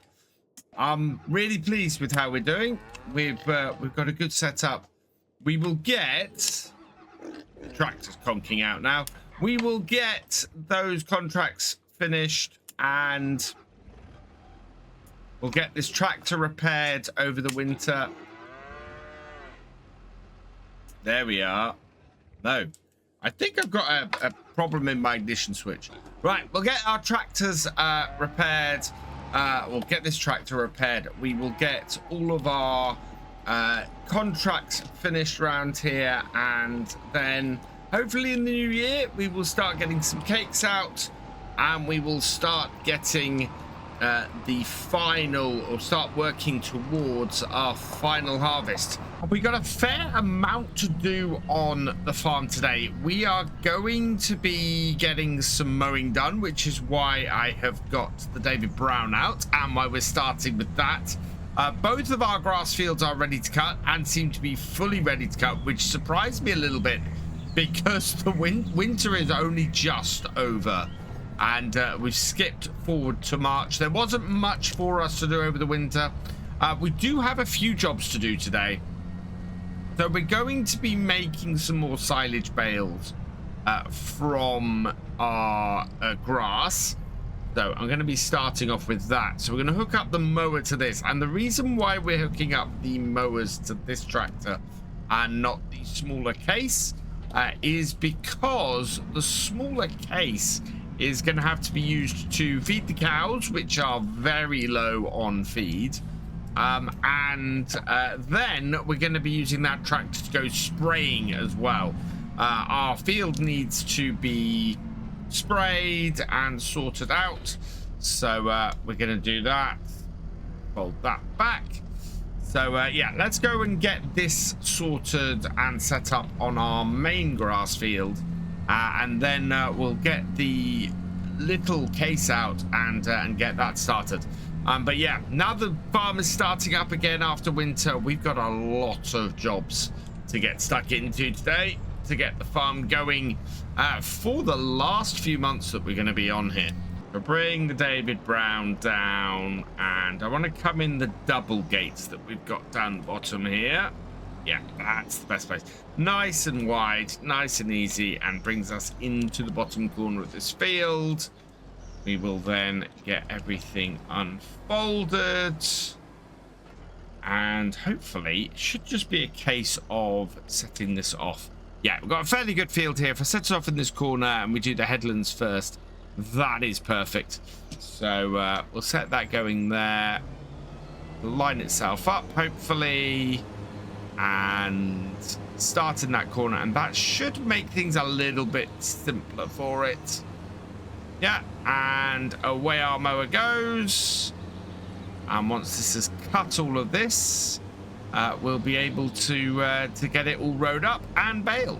Meanwhile, we need to get this tractor out. We're going to have to get the JCB out as well and get that working. So we'll head round to the cows. I'll go and get everything set up, and we'll get them fed. Actually, having said that, we're missing a vital piece of equipment that we need to feed the animals. We have no mixing wagon on the farm at the moment. I was hoping that one might turn up, but as we sort of skipped ahead over the winter, there wasn't anything. So let's have a look. Nothing in the offers at the moment. So if we come into here and we look for mixing wagons for the animals, and we've got a fairly good array of choices here. We don't need anything overly large, and I don't want to eat too much into our money. That one there, I think, is not quite going to have enough. So I think we're probably looking at either the Andersen group that holds 23,000 litres, the Kuhn Profi 2CL that holds 18,000 litres, or the Silo King that holds 22,000 litres. It's all a bit of a muchness with the sizes of the Fairsin holds 24,000. So yeah, it's sort of a mix of these. I think we might go with the Andersen for 50,000. Oh, we've just made a whole load of money. We've got a lot of surplus stuff at the moment, and I've turned it on to selling. So yeah, we have actually the cash to go and buy the Andersen one here. What is the horsepower requirement on this? 150 horsepower, that's fine.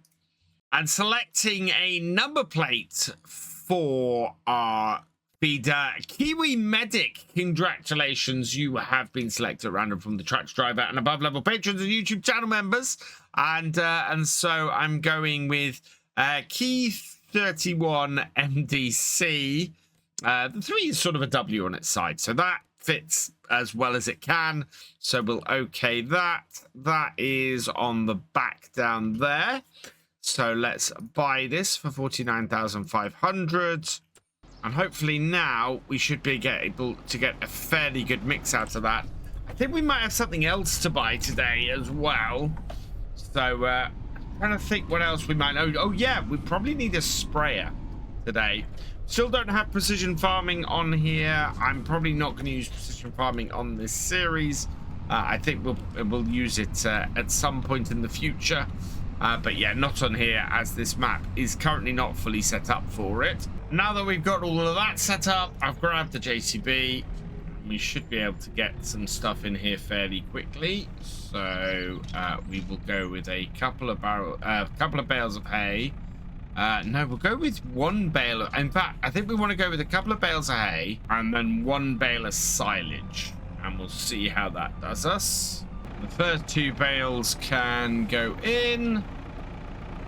Light them off like that. And then I want to go and grab, I think a single one of these should do it. So we've got this all sorted in here. Really, I need to put a proper shed in here. We've cut open that bale. See how much. I don't think we need to put any straw in here. We can, of course, put it in the mix. But I don't think it's necessary. Oh, this one is just a small one. I think we want to get this one in then, and then put another one in. I want to try and cut open the bales for a little bit more realism. Yeah, this is just a small one. So that goes in. I need to turn this on so it gets mixing. Turn that on, and that'll then start creating the forage. How are we at the moment? We have no straw. We're not doing too badly, but it's not. We need more hay. Oh no, we've got too much hay. Yeah, we've got too much hay. So we need some more of the silage. Let's get in there and grab that. Again, just extend forks out, grab it, carefully back it out without knocking everything over. Now, can I actually cut this bale open? No, I've got to put it down, back off it, and then cut the bale open. Right, and this should have enough left. Yeah, another 6,000 litres. That should be enough to even things out. And yeah, 2 hay bales, 1 silage bale should be enough to get this all done. And having a little bit over on the silage should be fine. Let's see. Wow, this is not as much as I thought we had. We're still into forage. Oh, right, because it hasn't done yet. We can put in more hay, I think. Or alternatively, we could put in some straw. So I think I'm going to go and get a straw bale, see where that gets us, and we'll go from there. Okay, so let's try this. See if this finish these things off. I'm hoping so. We've got 8,000 litres. I think this is more than this trailer is going to take. And I think it might end up causing us an issue with our mix. Yep. We're now back into forage, and I think more hay in there. I think more hay. We can put another thing of hay in. That might even things out. I've put the hay bale back and actually decided to go for the silage. And my reasoning behind this is because the silage bale has less in it.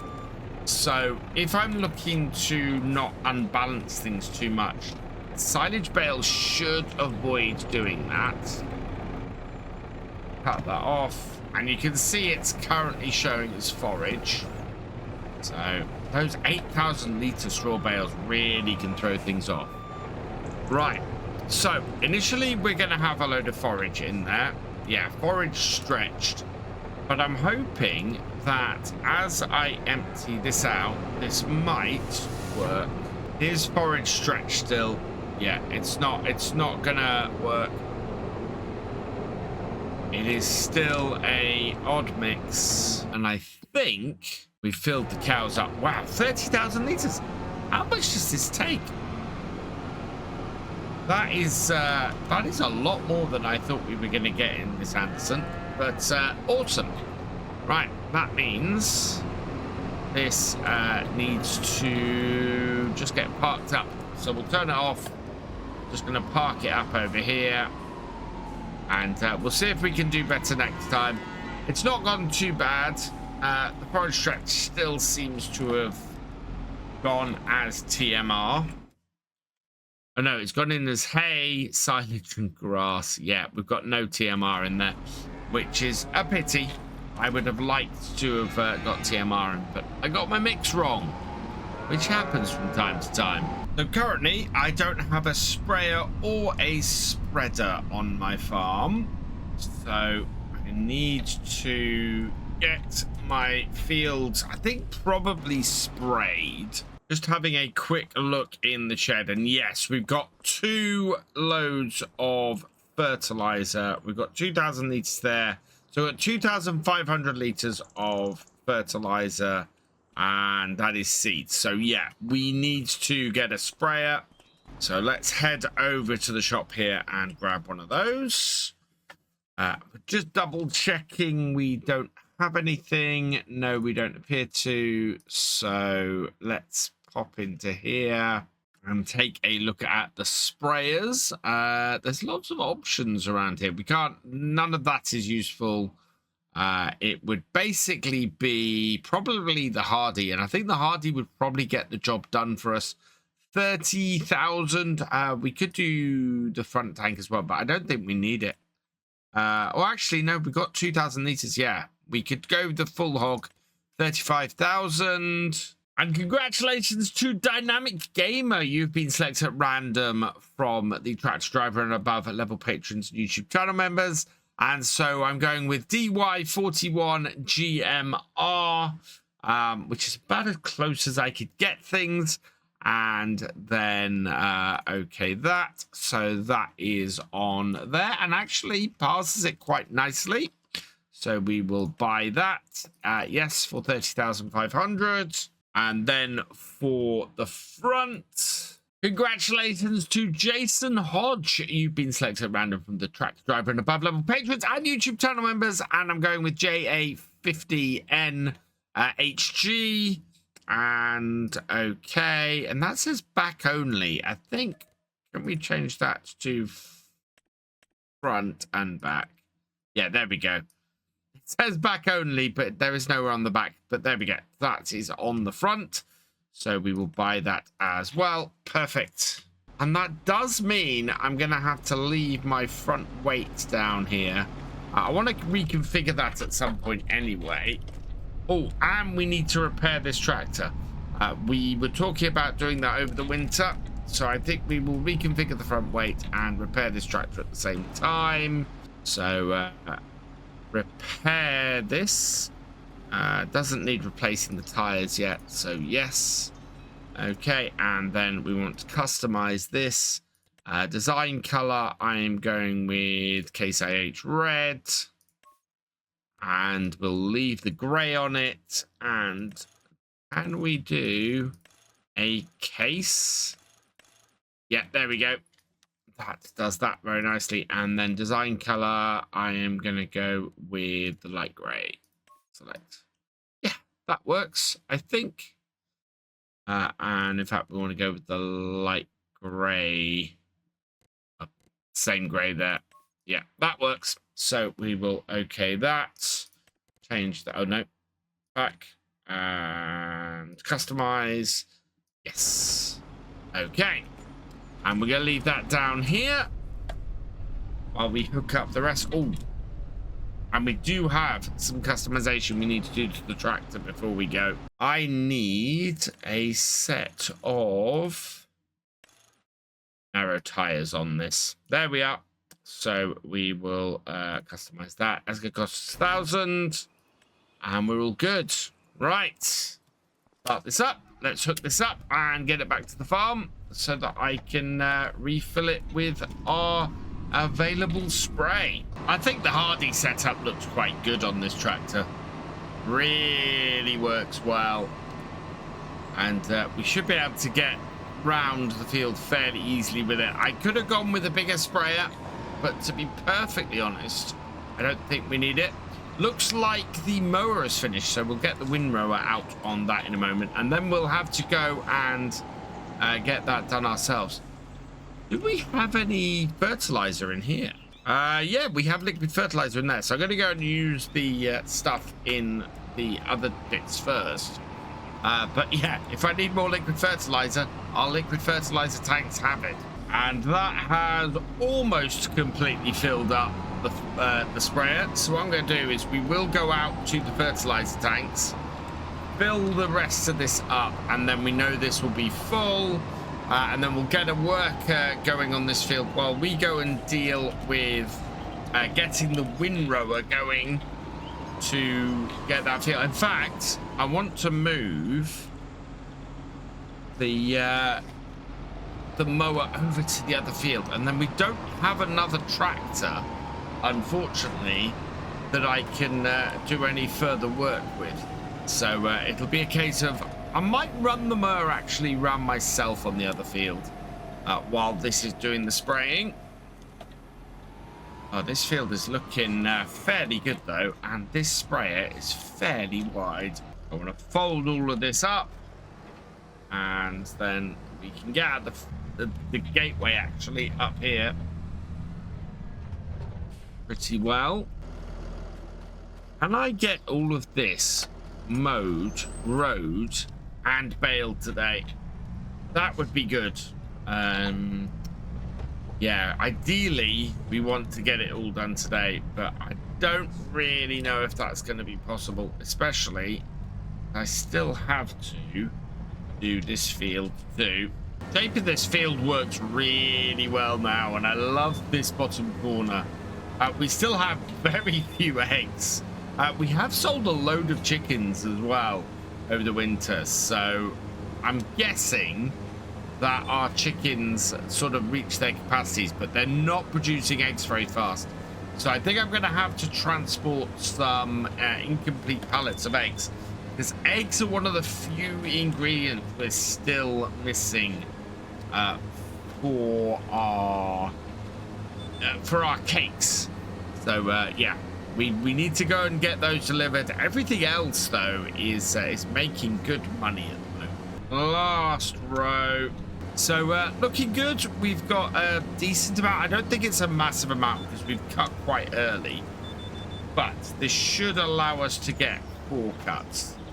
So I'll be happy with that. And these need to go back down the bottom end here, and I can get the windrower out. Normally I'd try and get the baler following, but with the other tractor doing the spraying, we can't unfortunately do that. So let's bring this up.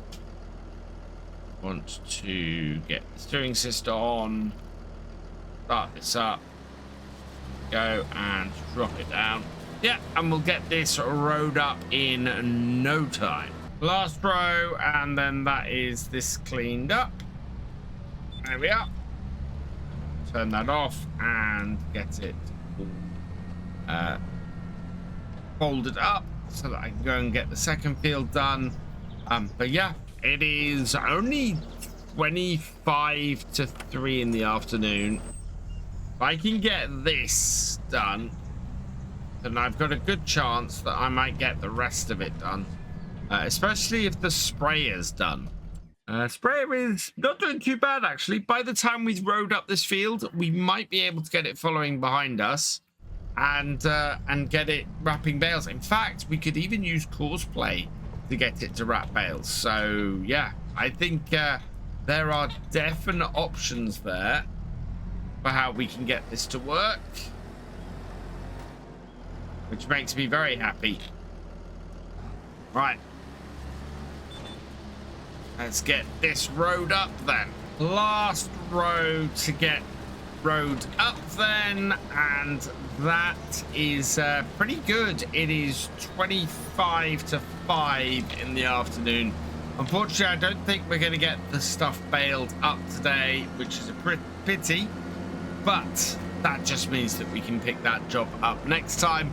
We can get hopefully some contracts going next time as well. We'll do the 2nd day of March. We're going to feed the chickens.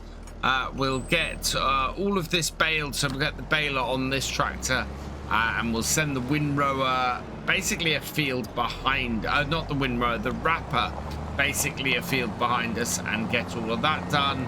Our field though is ready now, and we should just be able to continue going over to the harvest at the end of the year. I should put the windrower up here. And yeah, we're looking pretty good for getting some cakes made on here as well. We just need to get to that £1 million by the end of the year, and we'll all be sorted. So I'm gonna back this in here, and I've just picked up this T8 from the shop because there's a pretty lucrative contract currently on field 28. We have a £51,000 cultivating contract, which will make about 50,000 from once we take the rental of this equipment into account. And yeah, that is a big boost we need at the moment. That will take us well over 400,000. And yeah, we do not have a huge amount of time left to earn the money back we need to for the loan that we have to pay off on here. We want to pay off the loan by the end of the next harvest. We need $1 million to do it. I'm going to pay off 500,000 once we hit that milestone. We've got a few other jobs to do around here as well.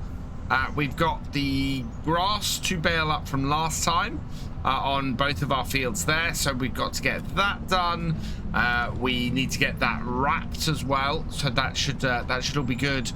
We've also got to feed the chickens. There's some chicken feeds down with the cows, so we will have to get that sorted as well, and that should then lead us into the summer.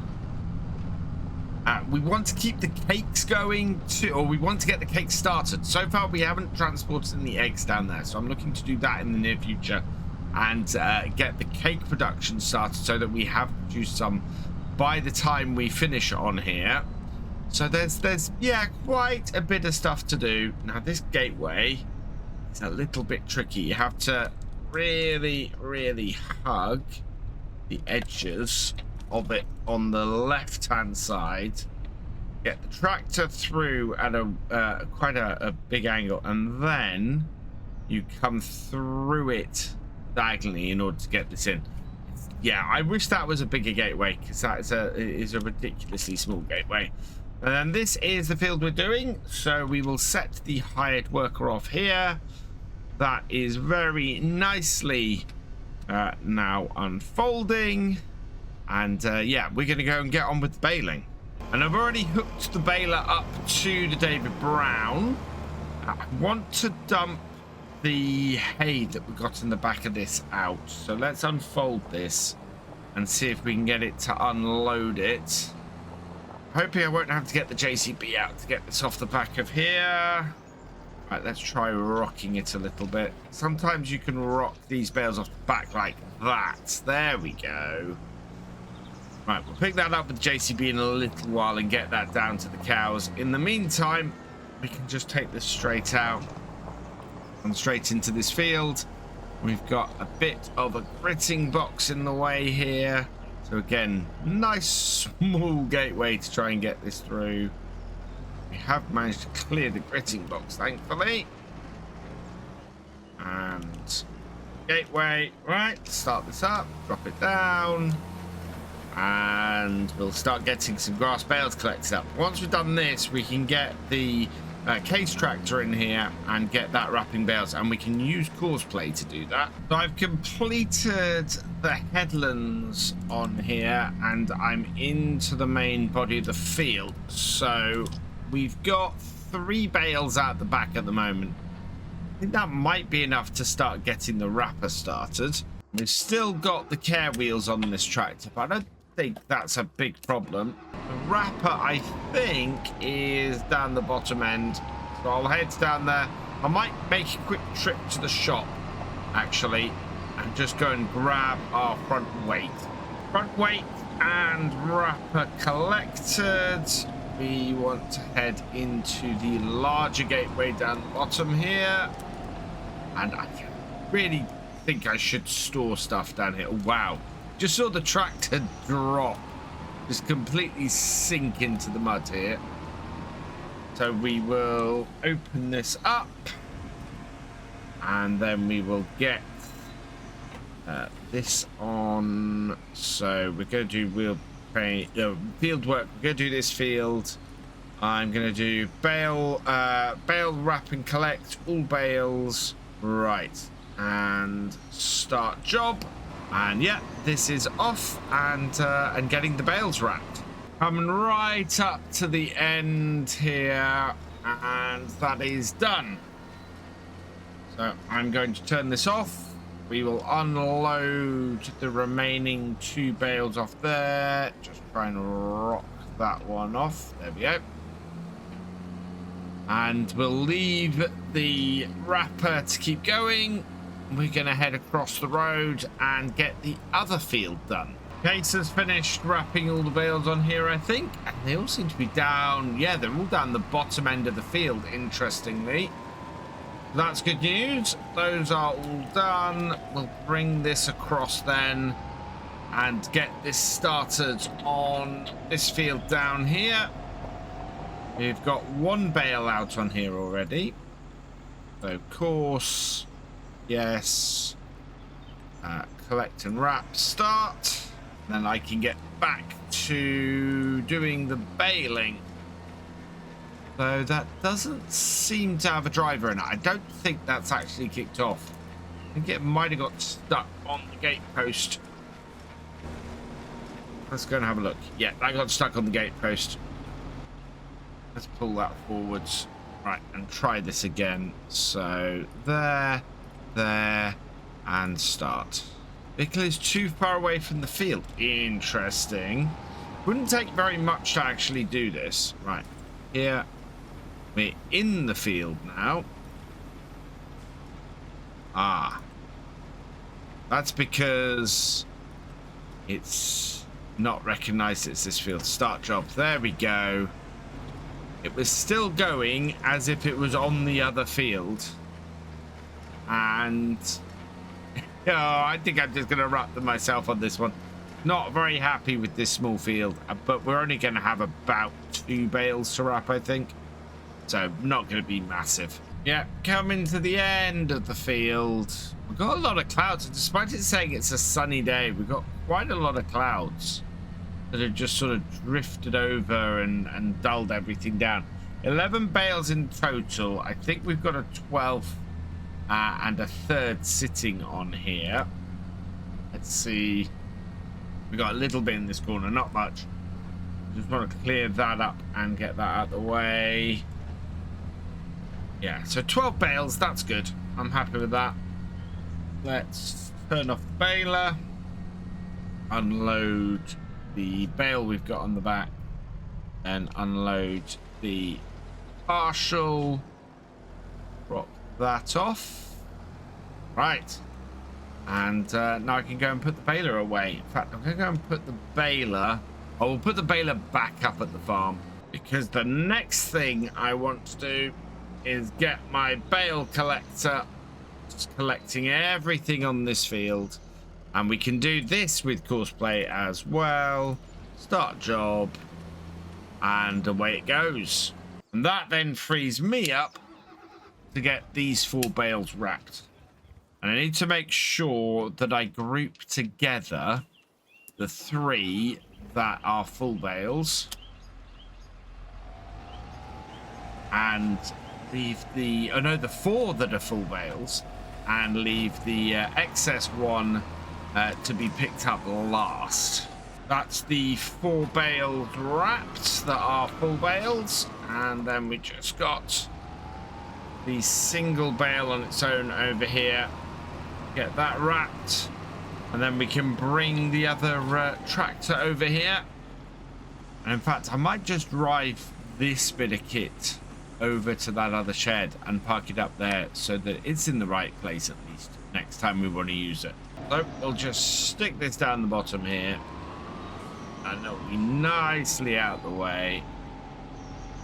But next time that we want to come down here and use the stuff down here, it's very sort of muddy down the bottom here. We might need to change the base of this shed.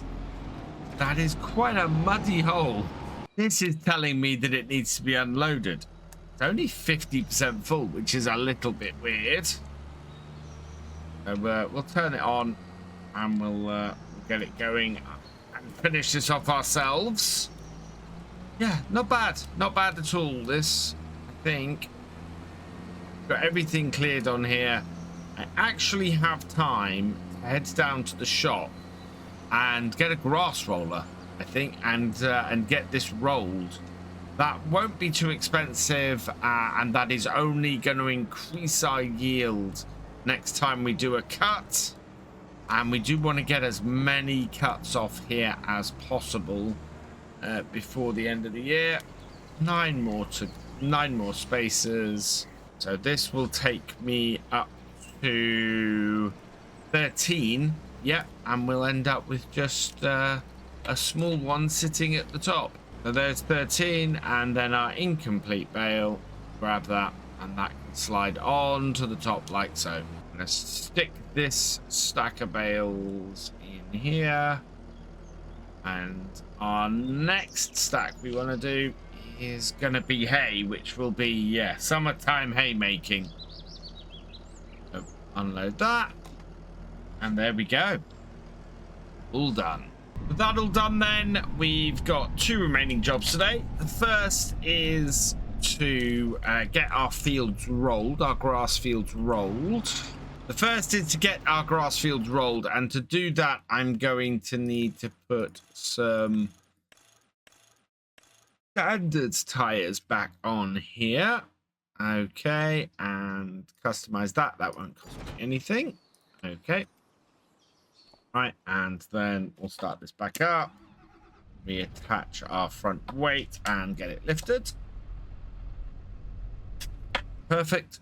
Oh, you know what? That is my key, my starting block. If I leave it on all the time, it's fine. But I like to leave it in sort of the intermediate position. And it seems to have started turning off sometimes in that position. So it's a little bit annoying. However, let's find us some grass care rollers. And there's only really these Tallboy ones base game. I don't have a mod in for this. We don't need a seeder unit. We do need to select somebody from the supporters. And congratulations to Galcomp Gamer. You have been selected at random from the tractor driver and above level patrons and YouTube channel members, and your name is going on the number plate. So GL09GMR is about as close as I can get. So we will okay that. That is on the back. And we will buy that number plate. We will buy that piece of kit.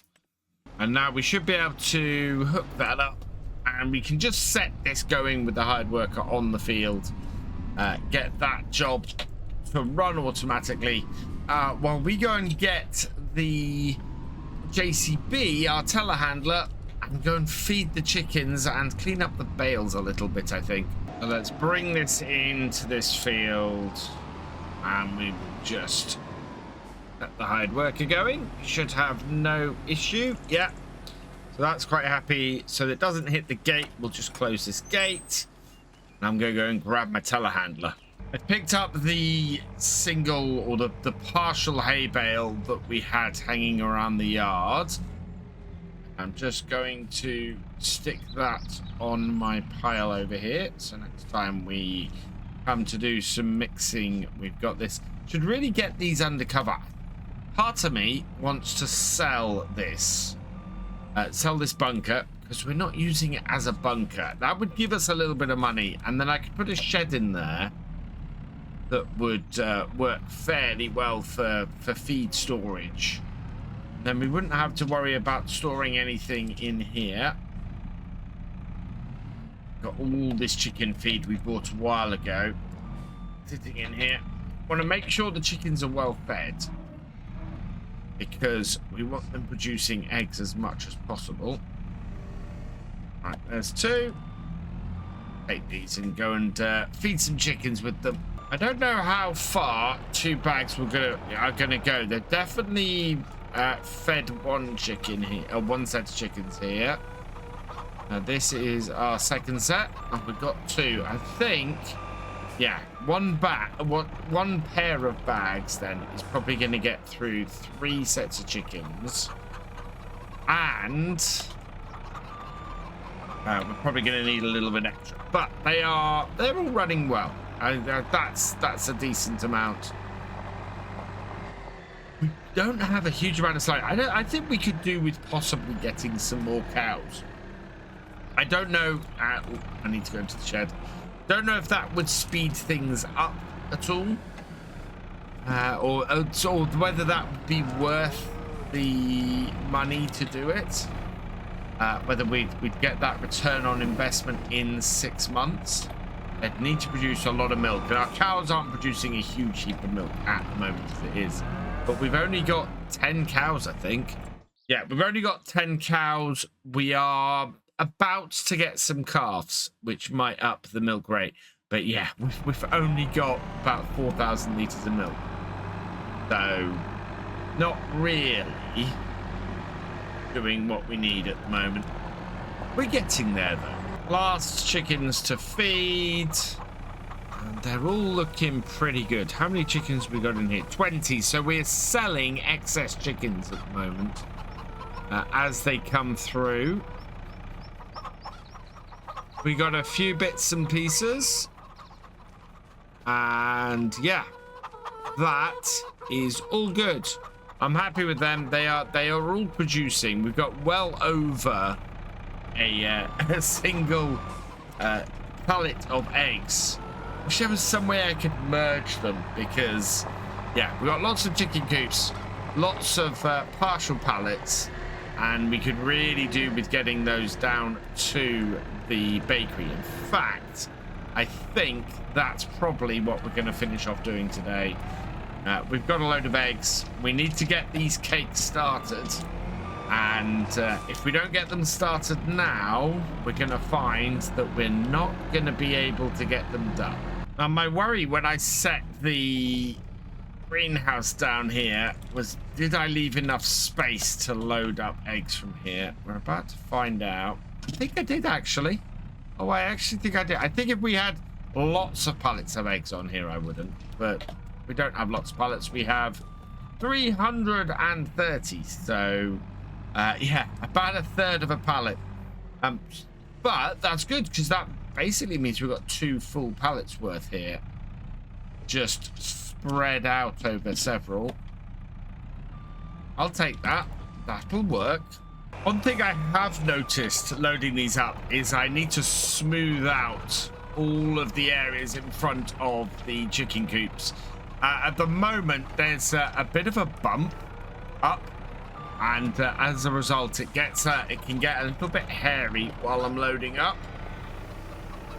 But they are all on here, and that is good. There we are. Right, let's get these down to the bakery and we can start making some cakes. So in total, I have 1,983 litres of eggs. It is a third of how much I can actually get on these pallets. And yeah, I'm not going to be able to empty this trailer straight onto there. It's just not enough space. So we'll have to unload it, which is why I bought a telehandler up here and not a tractor. It's a pity I can't lift these by hand. There's not a huge amount on them, but they are still just too heavy to lift by hand. So we'll bring that in. grab that. At least I can do this 2 pallets at a time. It's in. So this is the other downside to doing the chickens the way I am, is the fact that you do have to then deal with multiple pallets as opposed to just dealing with 2 full pallets if I'd got them the other way. If I'd gone with a single chicken coop or a single chicken building rather than multiple. Broken a few eggs. Final 2 pallets. Put them in as well. Right, and then we should be ready for some cake production. We've got eggs. We're nowhere near full on eggs, but we've got butter, we've got eggs, we've got flour, we've got milk, we've got strawberries, and we've got sugar. Let's activate the cakes. And fantastic. Cake production has begun. We do want to get some more eggs in there, though, as the year progresses. That way, we'll be able to keep the egg production going, especially with everything else that's sort of kicking around. Absolutely fantastic. Only thing left then is our hired worker who is finishing off the contract, heading around field 28. So we're going to let this go into the evening. Looking at the state of everything, all of our fields are looking in pretty good condition. We've got 38 and 36, which we've just cut. Those are regrowing, and they're regrowing quite well at the moment, so they should be ready to cut in a couple more months. Field 5 is growing quite nicely as well, so everything's looking pretty good there. As far as issues, we've got no weeds, we're fully fertilized everywhere, everything is, well, 36 needs plowing, but it's a grass field, so I'm not worried about that. We do need to lime our grass fields, and maybe we can do that quickly today, but nothing needs rolling, everything's mulched that needs to be mulched. Yeah, we're in a good place on the farm. Now, last time, you might remember, we had field 28 that we were doing a cultivating contract on, which will give us 51,000. So we're going to collect that to start off today. And what we're going to do in the background is there are several really well-paying contracts. So we're going to take those on. We've got a bale wrapping contract on field 27. So we will borrow the items for that. I don't want to put time on my own equipment. And there's also a big weeding contract on field 4, so we will borrow the items for that as well. And then there's 2 hoeing contracts kicking around, so I'm going to take the one on 29 because the equipment cost is the same. And yeah, we should be able to get both of those done without too much hassle. In fact, no, I'm going to take the one on 25 because I can automatically send the tractor to that very quickly. Whereas this, we've got the awkward gateway to get through. So we will borrow the items for that as well. So that means we now have an array of equipment down here at the shop. So we will grab the fence Xylon first. We'll get this sent off. And I'm hoping I can pretty much send all of these to their destinations and get them going. The hoe will be the weeder will be the most difficult one to do. But if I send that to the right place on field 4, it should have no issues. So let's get these out of the shop first. So I'm going to send this tractor first. We are going to set destination on this because we're going to have to use courseplay to run this. And we will set that down to that corner there. Similarly, the weeder, that we want to set to go to about here-ish because there's a gap in the hedge there. It won't get into the gateway down the bottom there. So if we send it up to the gap where, that should be fine. And then the hoe, that we are actually going to set as a job. So if I escape that, create job, and we want field work on field 25 here, and I'll start that about there-ish, and it should be able to get there without too much hassle. So the Xylon's gone that way.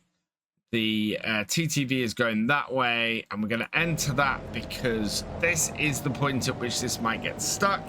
But with everything else going, I think the easiest thing for me to do, actually, just take control of it myself and get that started.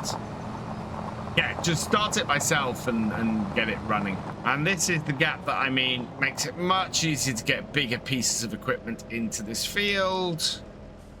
And then I'm going to actually do horseplay on here because it'll be easier to track everything.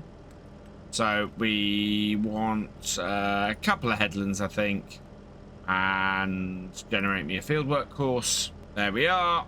It's going to want to start the other way round, so we'll just... Oh, no, actually, it's looking to start this way around. So we'll unfold everything. We'll go first waypoint, line it all up, and away it goes. One good thing that Courseplay does do is tells you how long the fieldwork should take. So we're looking at about 49 minutes on this, so most of the rest of today. Meanwhile, the Xylons got down here as well, so we want to set this up as a course. Yes, we want that. And, oh no, I do just have to set it going in here.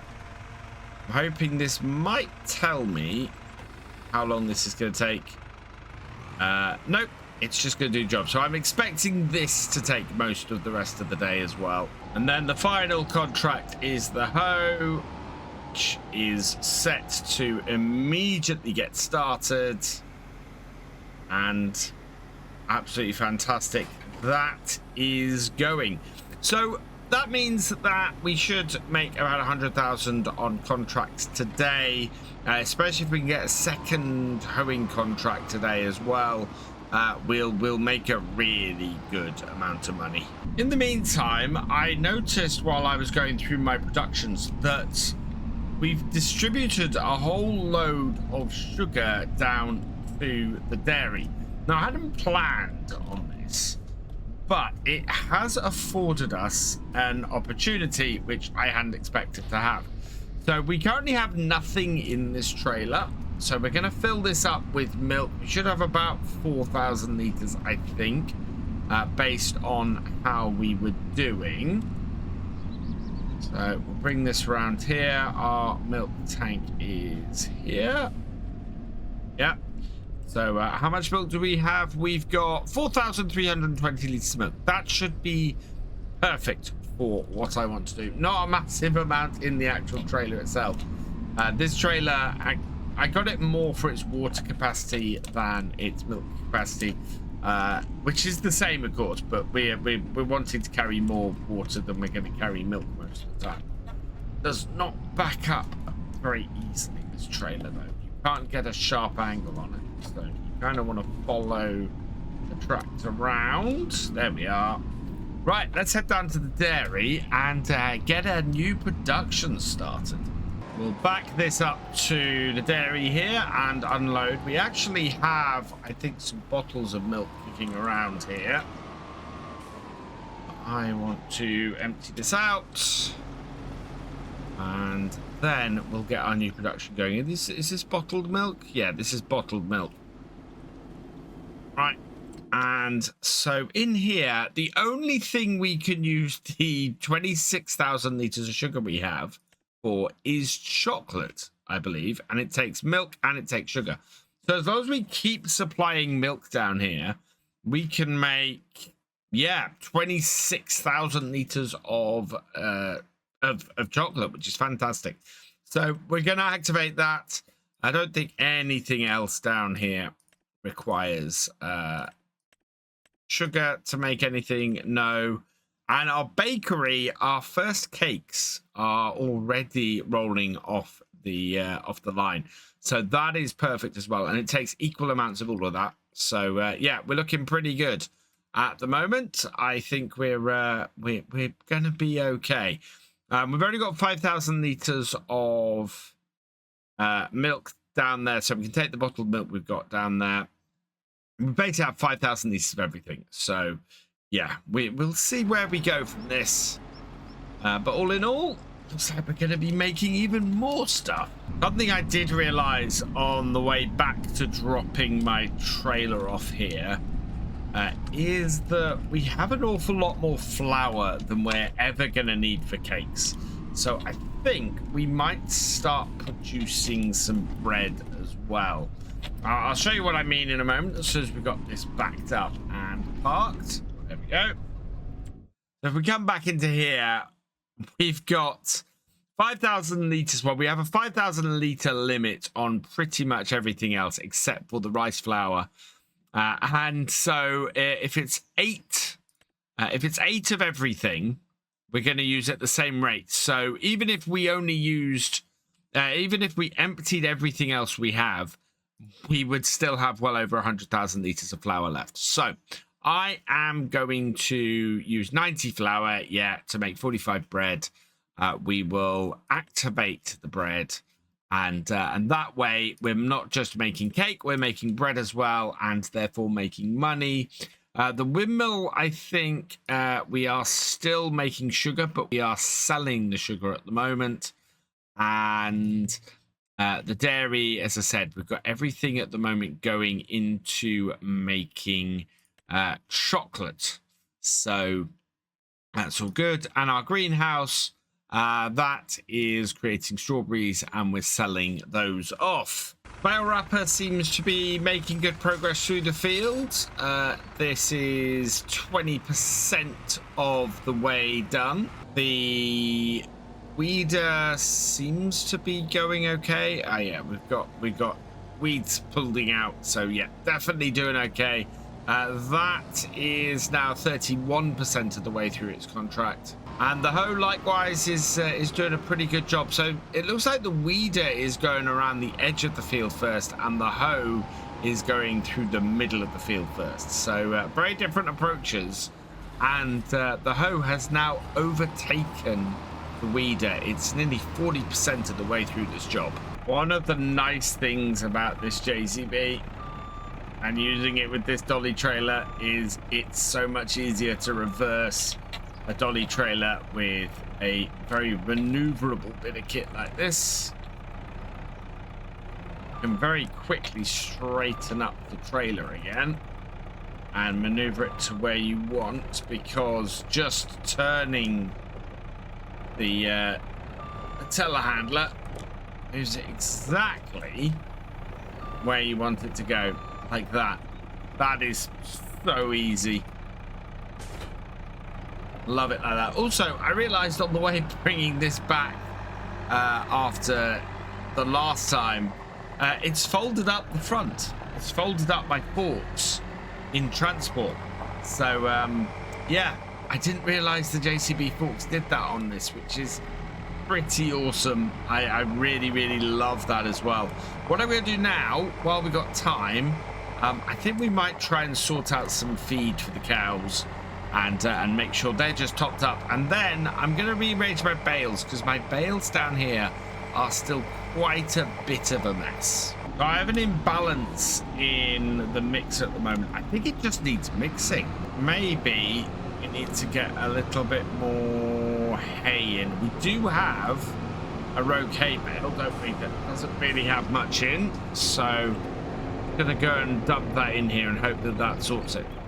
Because yeah, the straw level has dropped below a point where it's a problem anymore, but I don't think it's registered on that yet. We'll grab this. This only has 2,300 litres in it. But it was not on the forks enough. Now, I always thought that this was not a good way to do bales with a forklift, like with the forks, with the pallet forks like this, until I saw a farmer doing it in real life. I've seen it done a few times now. So yeah, not an issue as far as I can see to use your forks like that. And yeah, why is that not mixing? Okay, we might have to empty this because it's not happy. So we'll empty this and then it'll be good. It seems to not want to mix the rest of this in. And the advantage now with what I've done there, just sort of topping the cows up, is that they are able to get in here with the hay bales without losing any hay bales, which was my problem. I don't want to max them out on hay. I want to try and get TMR in here. I mean, I'm failing miserably at that, but maybe, just maybe, we can get some TMR mixed at some point. We'll do this 2 bales at a time, and that way we should get a nice even pile of bales in the shed as well. And then I think, yeah, I'm gonna sell off this silage clamp. We're not doing silage clamps like that. So yeah, we might as well sell that off and make ourselves a bit of space out there to more neatly stack those silage bales. Final 2 bales, both ones off the very bottom of the stack. Like that. There we go.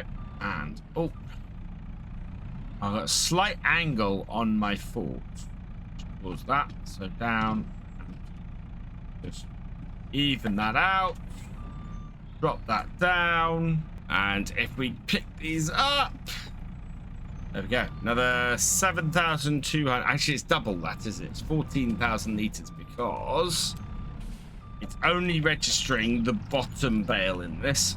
And then we have a nice clean stack inside here. But just, again, we need to be careful when we're loading up the actual mixing wagon, that we don't load this stuff into the feeding trigger. Otherwise, it'll just go straight in and we won't get the benefits. So now that we got everything away, we can look at possibly removing this area. Now, I think this is possible, and so I'm going to save before I do this, just in case it isn't. And there we go. Right, so let's get our building menu up and zoom in here and select this small bug silo. It's got 0 value to it, but we'll sell it. Yes. Okay.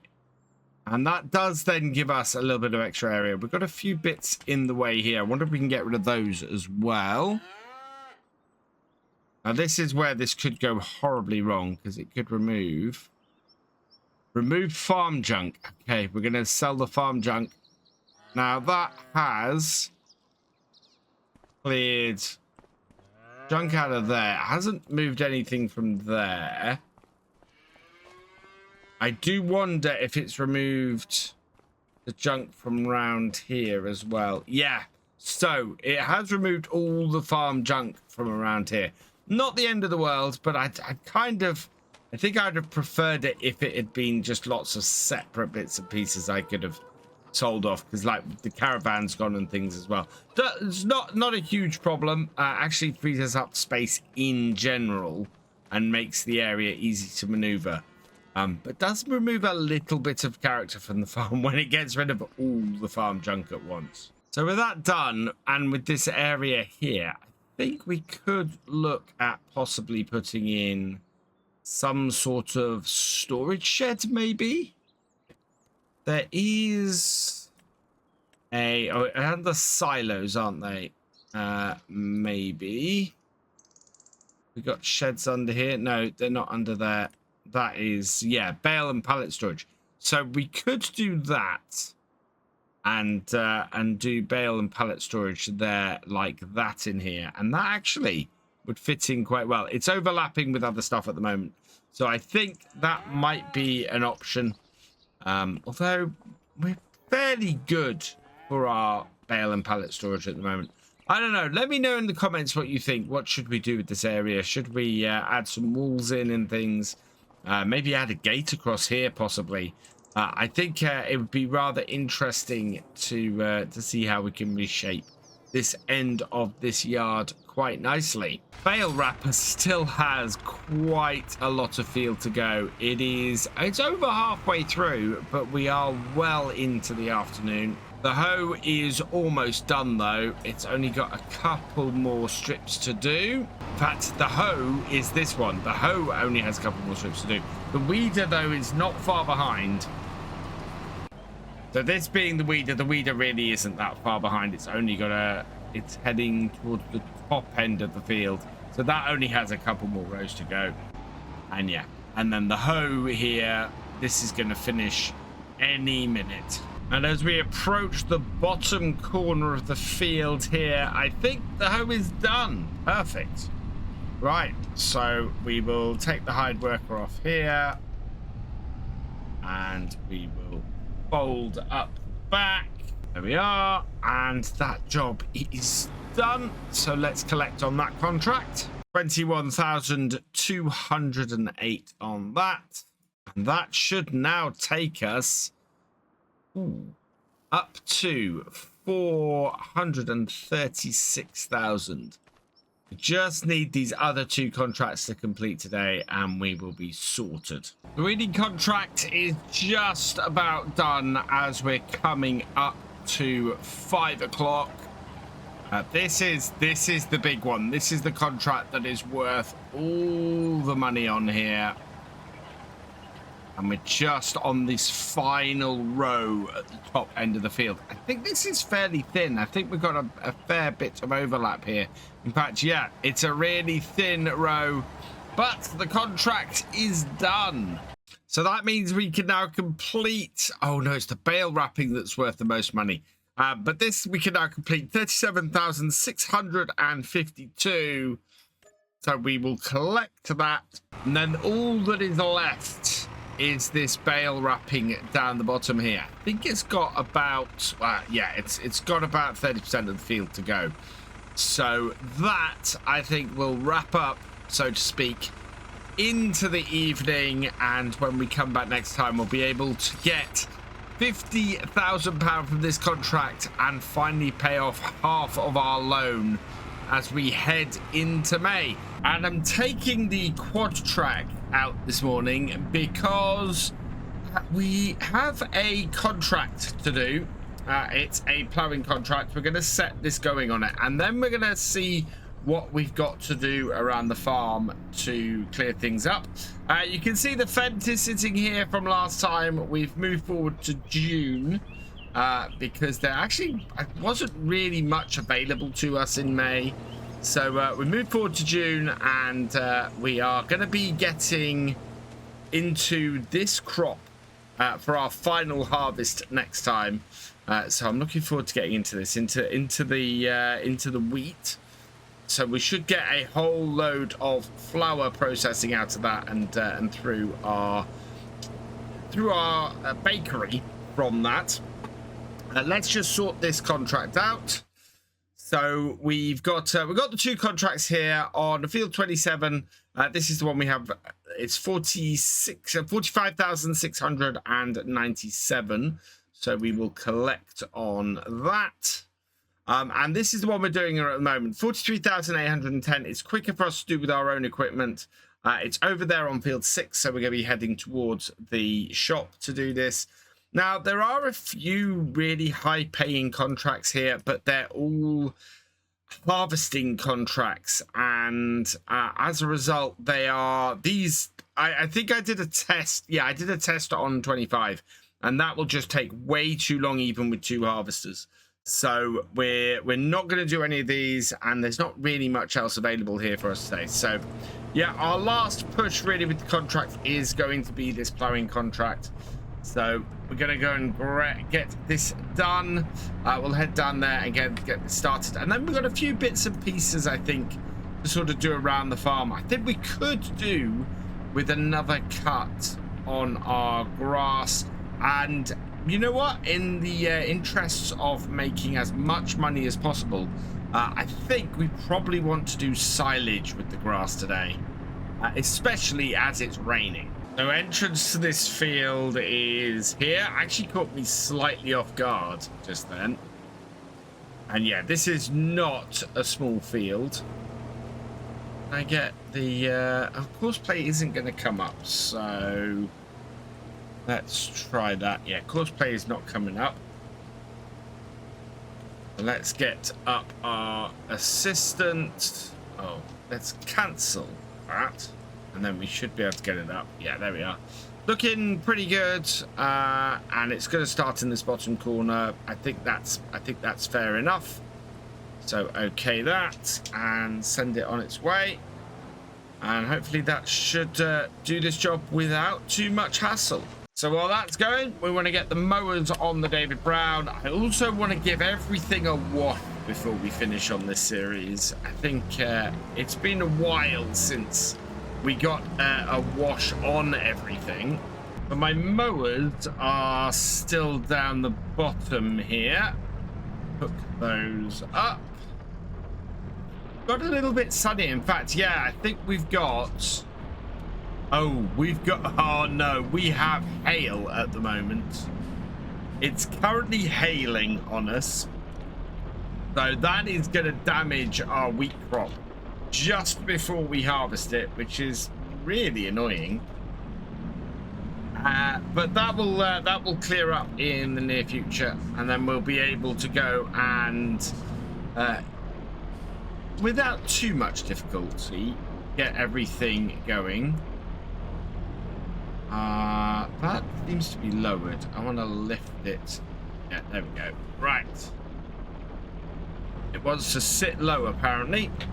So let's go through. I want to get this mowing, and I think we'll try and hook the other tractor up then to the windrower, and then we can just follow behind or go behind on this field and get the windrowing done very quickly. Basically, today's plan is all about speed. I want to get everything cut and rowed and done quickly. Everything on this map is so tight, yeah, we should then be able to turn things around and have a good little extra bit of income from the silage bales, keeping these ones specifically to sell. So unfold everything and then see if we can bring up... I don't know why I can't bring up courseplay at the moment, but that's all right. We don't need courseplay for this. That is looking pretty good. So let's start up the hired worker. We can jump out and that will get started. Yep, on the mowing. I put the windrower up here last time, so we should be able to just back into here and grab that. Yeah, oh, almost had it. There it is.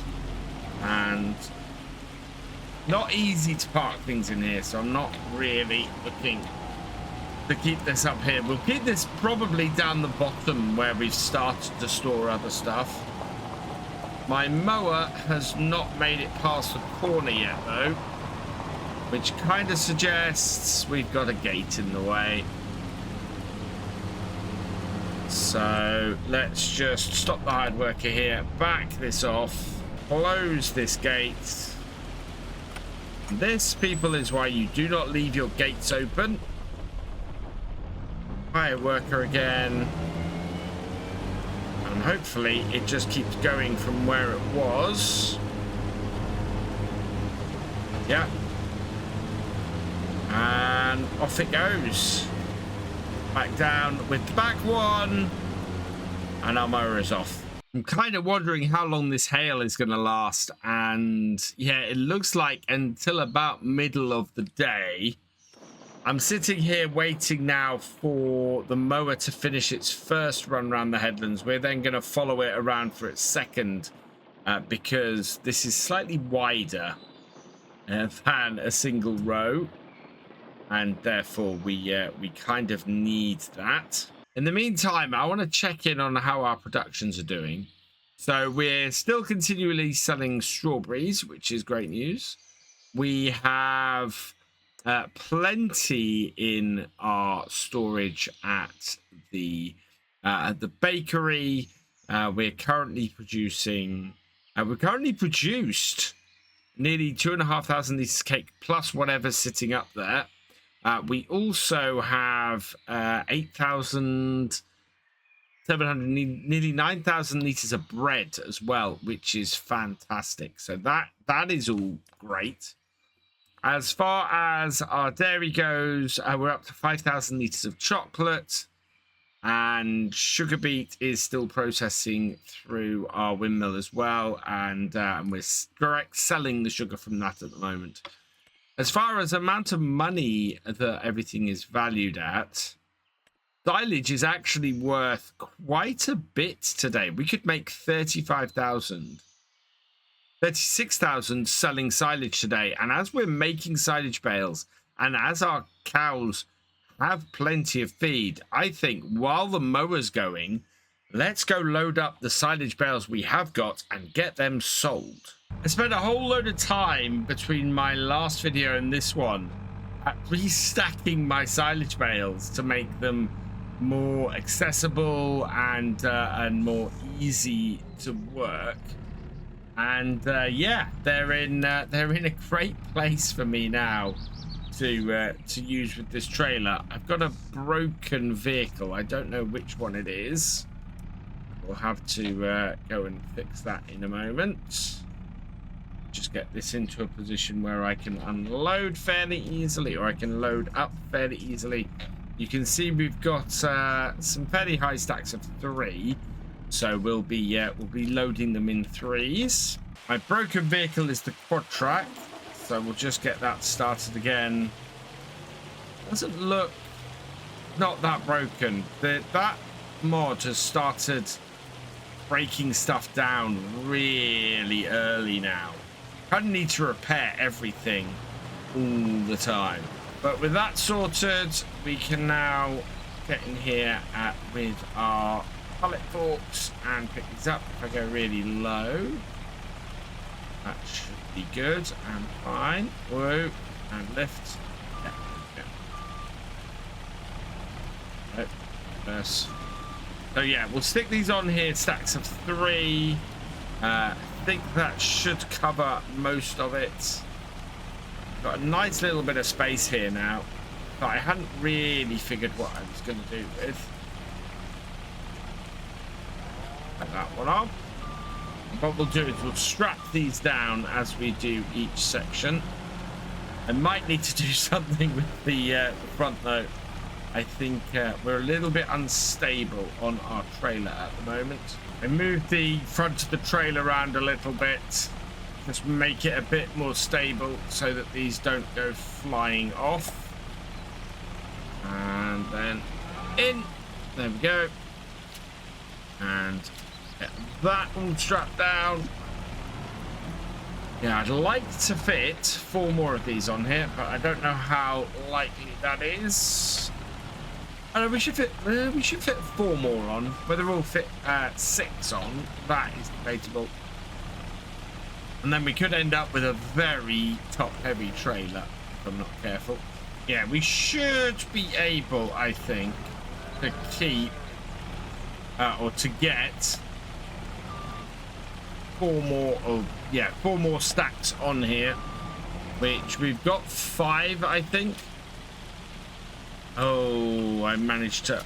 This is the only thing you need to worry about with silage bales, is mistakenly unwrapping them or unwrapping them by mistake. You want to try and avoid that as much as possible. So it won't affect the sale price, but obviously would prefer to not unwrap them when I'm selling them. That is set number 3 on there. Let's check that we're actually strapping them down. Right, just 2 more to fit on here, and then that should give us enough to feed the cows if we need to, while the others are fermenting. I just need to make sure that the ones that we have that we get off the field now don't bury the ones that are currently ready to be used. because if that happens, then we'll end up with a problem in that we won't be able to feed our cows anything, because the ones we want to use to feed them will still be buried under those that are fermenting. Last stack in, done, and there we go. All strapped down. Oh, we can put another strap across the end. There's another strap there. Perfect. Right, that just leaves us with 4 bales. I'm gonna stack them up. Put this last one on top of here, and just in time for the rain to finish as well. Fantastic. That is really good, because we now can just go sell these, get some cash in. Very careful, this won't fall over, this stack. Now the place where we're looking to sell this silage is down here by the shop. Not where I thought it was. It's actually right up here in sort of the industrial area around here, and in this case it's just down the side here. So just pop out a cab, yeah, and we will undo all the straps. 31,000 off that. That actually was a really good plan. That's thrown us up to 564,000. And as a result, I think this is the perfect opportunity for us to get our finances a little bit in hand and pay off half of our loan. I am really, really pleased to be doing this. That is going to be a massive, massive weight off my mind. We could pay off over half, but I want to hold on to a little bit of cash.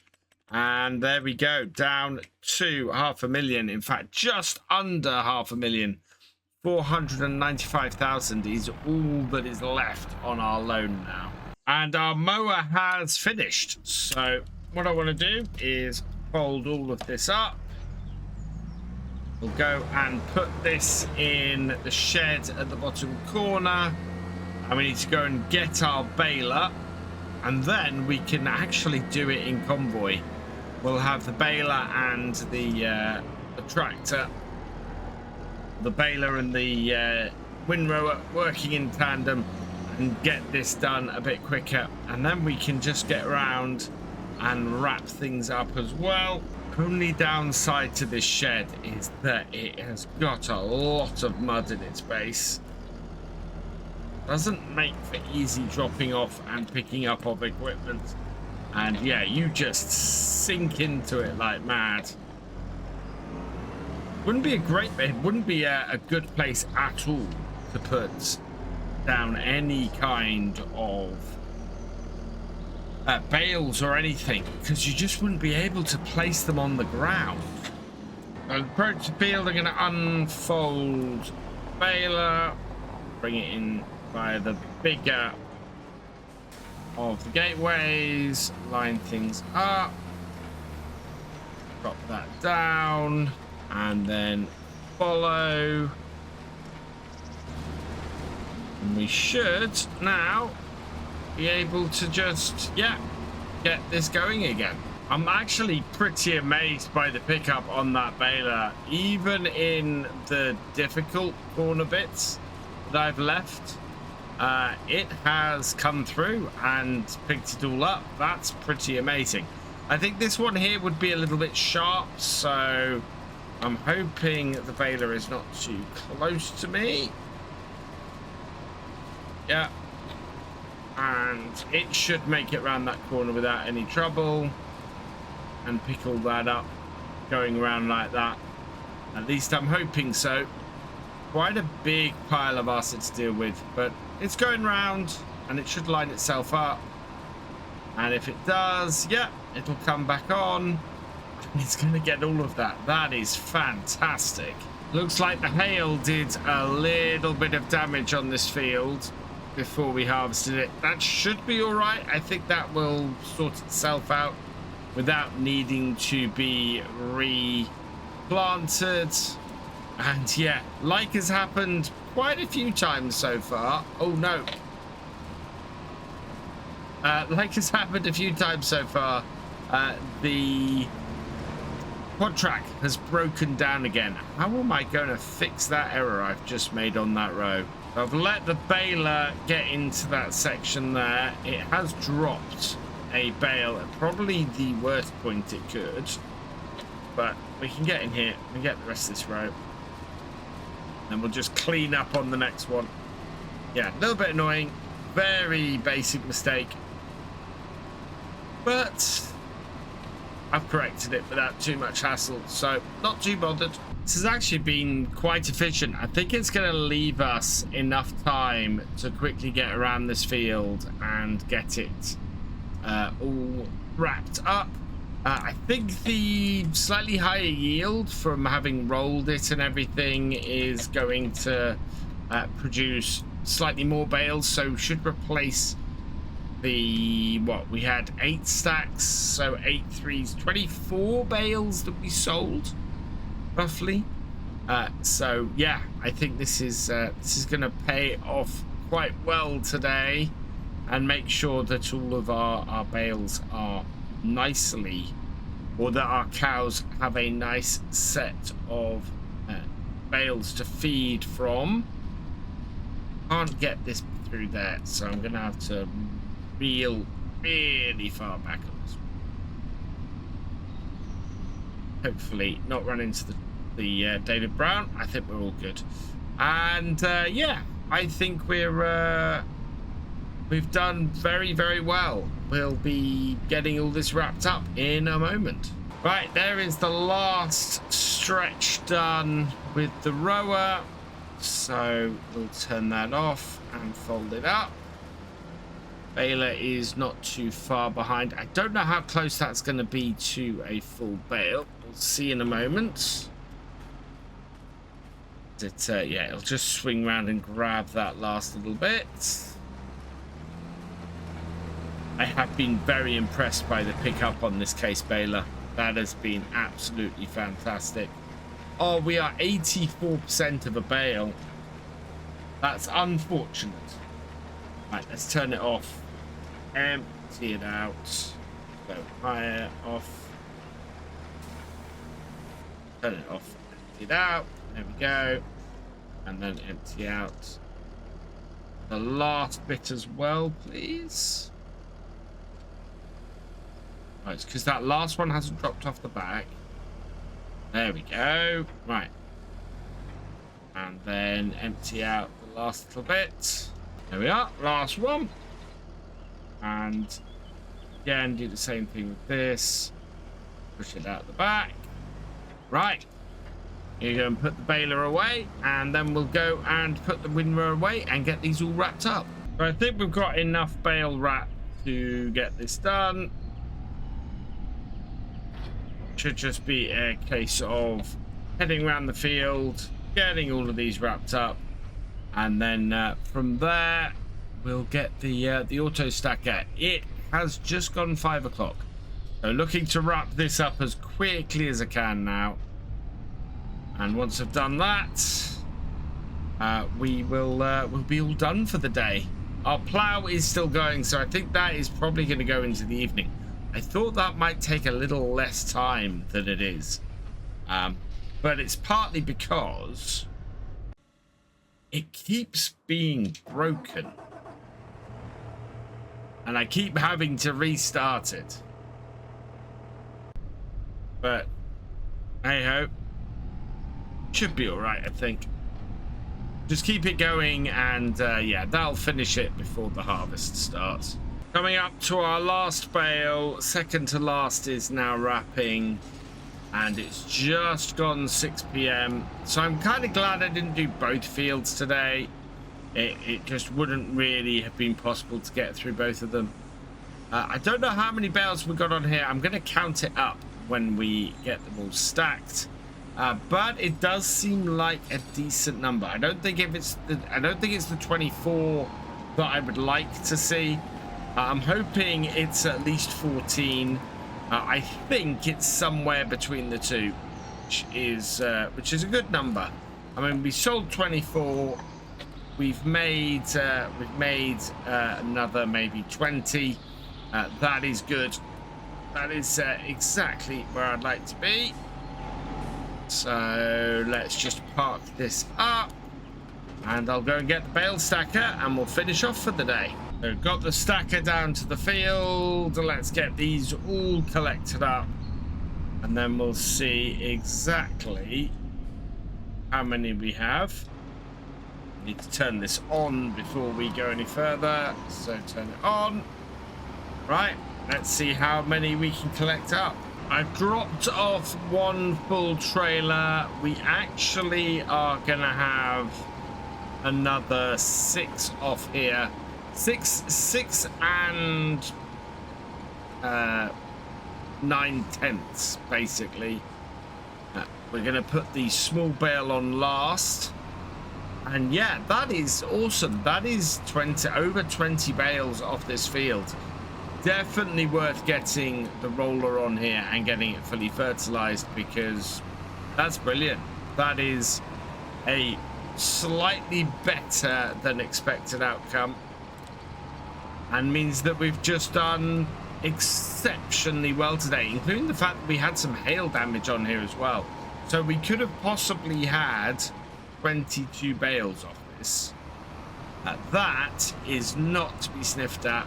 And we didn't even do the second field. We would have had at least 2 full stacks, I think, off here, had we done this field and that one there. I think that would have worked out very well for us.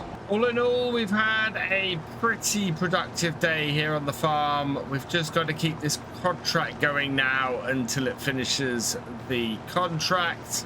And we're going to be doing our final harvest today, so we're just getting the combine harvester hooked up and sorted out. We're going to be setting this on courseplay. I worked out what my problem with courseplay last time was. I hadn't updated to the latest version, so we've done that now, and I'm hoping that that will all be good. So let's unfold our harvester here, and once that's done, yeah, we can start it up. We've got a nice field of wheat here, so all of this will go to flour, and next episode we're going to be sort of totting everything up. So I'm hoping to get all the flour through. We pop out here. Yes, we have got a courseplay. We got our swath on, which is good. So let's get a new course set up. We want to have, I think, we're going to want at least a couple of headlands. We want to start work on the headlands. We want to have lands in the middle here. And yeah, I think that should do it. 6 rows per land. Perfect. So we'll generate that. And that creates this. Oh, we're going across the field this time. We planted it the other way. So we're going to... not overly realistic, but if this is the way courseplay wants to do it, I think it actually makes it a little bit better. So we'll start at the first waypoint, and we will start job. And the combine is off and doing. I then want to copy this course, because I want to do something today that we forgot to do last time, and that is that I want to hook this tractor up, the David Brown, to the baler and have that running on the same course. Now, what I'm going to do is first get this repaired, because of the problems we've had with the case tractor before, the quad track. We'll get this repaired in here. So, yeah, let's repair that for 2,967. And then we can hook this up to the baler and get that working. Now, I'm not immediately going to start this baling.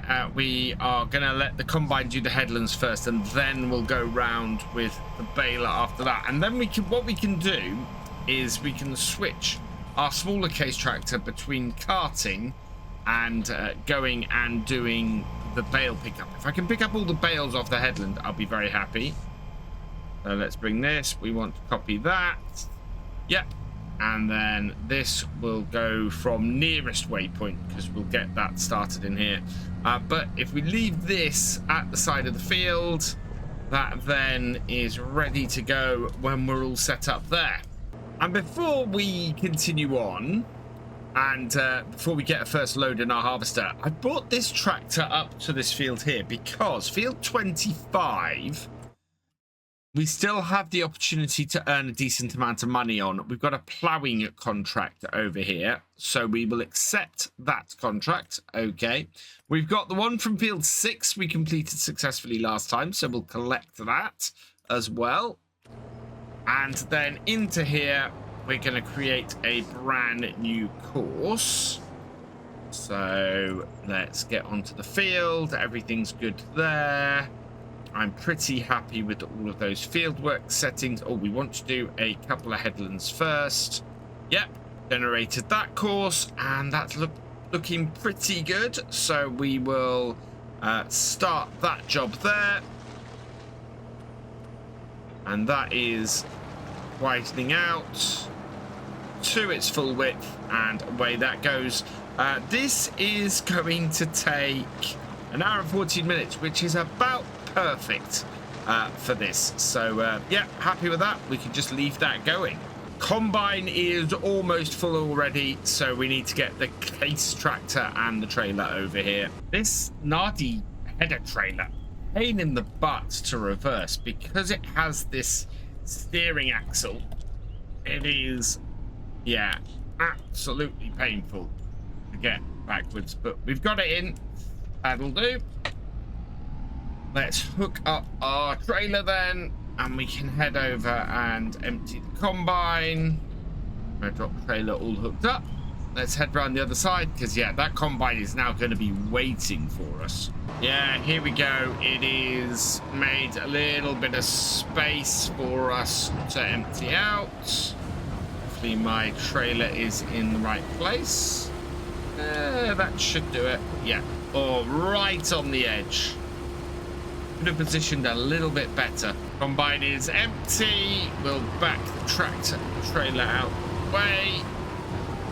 And then that'll be able to go in and get started again, expecting that to want to empty closer to the other side of the field. So we'll head back round, and then our tractor and trailer should be in position for that when the combine gets around the other side. Something I did learn from last time and that needed doing was repairs on this tractor. So we've given the quad track here a quick repair, and it should do this job without any issues now. I'm not quite sure why we're doing headland first. I think it must set it to do headland first. Doesn't overly matter. We can do that either way around. But yeah, this seems to be cracking on with this quite nicely. And my combine looks like it's going to take a similar sort of length of time. So we should be able to get through all of this work today, especially if we can keep the combine moving. If I can prevent it from stopping too much, this should go all pretty smoothly. Combine is showing as full, or getting near being full. So I'm just going to pull that alongside and empty out. I think we're, yeah, nicely in the middle of the trailer. Good to see that I haven't lost my karting skills. Even though it's been quite a few years since I've actually been behind the wheel of a tractor doing this. And we should be able on this back row here to get a full trailer out.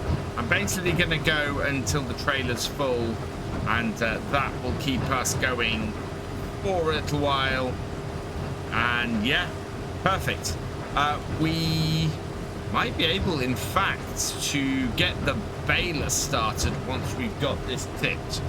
I wonder if this will get full by this corner. I don't think it will, but I think we'll take it at this point. Whatever. Yeah, there we go. 96%. That will do us nicely. So with the combine now running on its second headland, I am going to unfold this. Just check that the back has actually unfolded. Yeah. turn it on, and then I want to get that first little bit at the start. We'll get it on to the row, and then turn that on, and nearest waypoint, away that goes.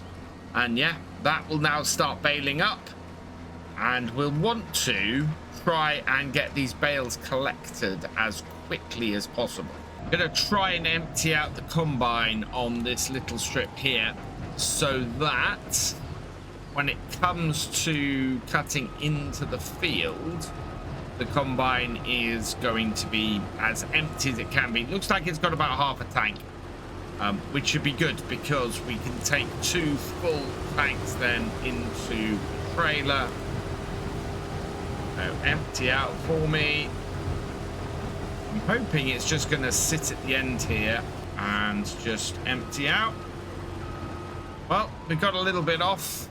Hopefully that will have got it. Baler has started dropping bales around the field, so we're gonna go chasing them with this now. Be able to quickly switch between our baler and our trailer. I'm kind of glad the combine missed that bale. That was a little bit close. But yeah, if we can keep these headlands especially clear of bales at this stage, then that will just keep the combine running quite nicely. Combine has a full grain tank, so I'm gonna try and turn around in this space here. I think there should be enough room. Just, yeah, turning circle on this little case is perfect. It's not even a little case. This is definitely a medium-sized case, and it's working really well, this combination. I am very pleased. I mean, it's very similar basically to the setup we had with the New Holland on here, but it's all very nice and red. I could possibly have switched the Red Rock trailer back to its default color of red, and then that would have been a very red setup here. None of the straw bales that we're collecting up here at the moment are going to be kept. We have a healthy number of straw bales already down with the cows, so as a result, I don't need to actually keep these. This is just a nice little extra bit of money.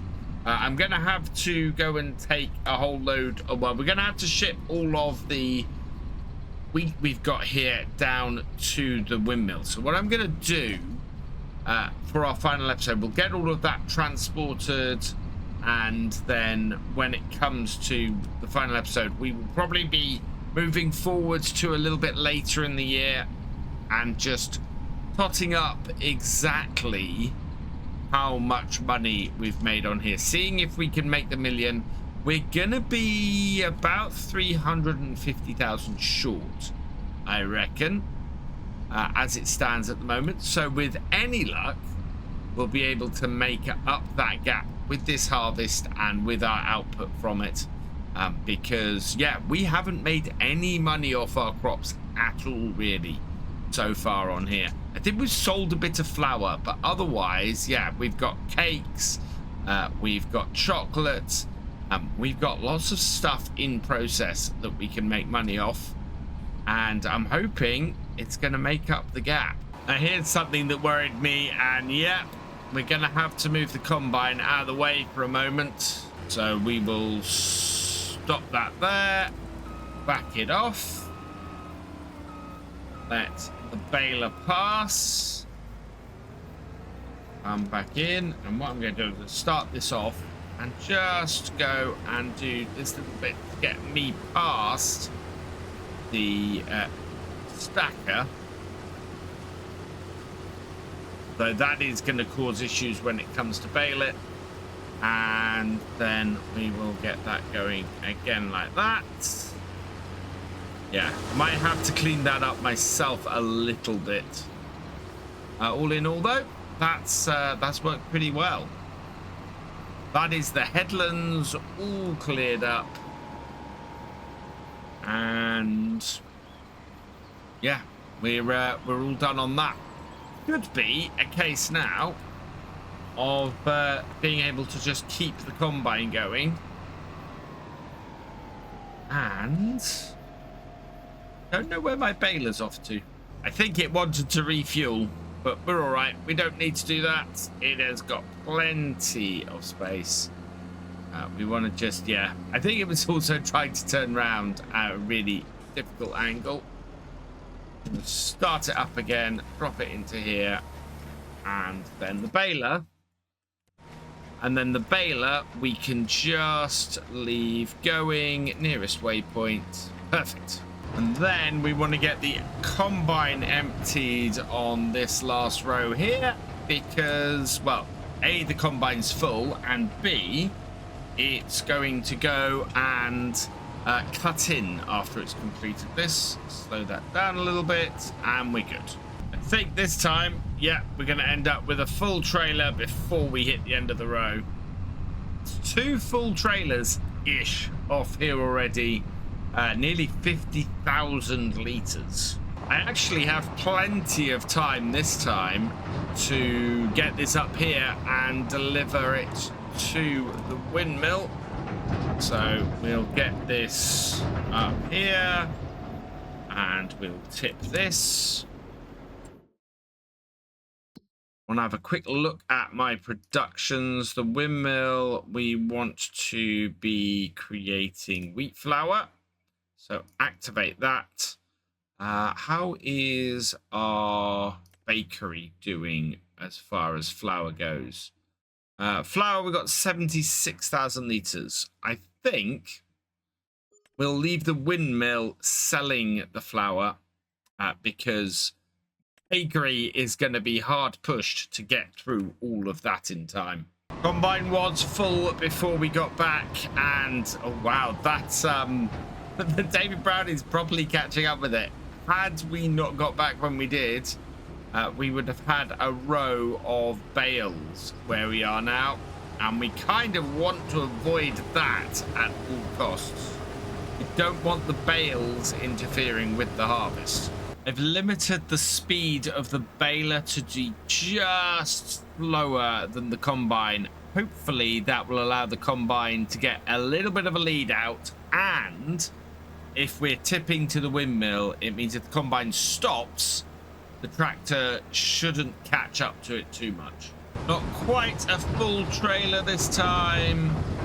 Yeah, 96% again. So we'll go get this tipped, and hopefully we'll be back before the combine is full.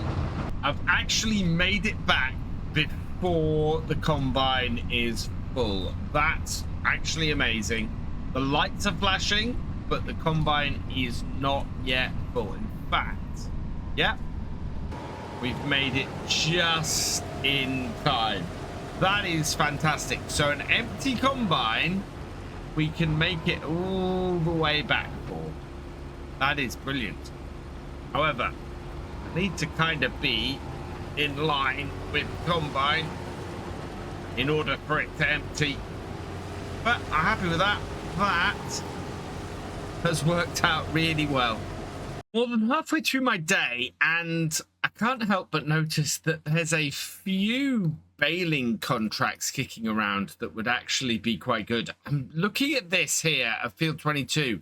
I kind of want to see how long that would take to do.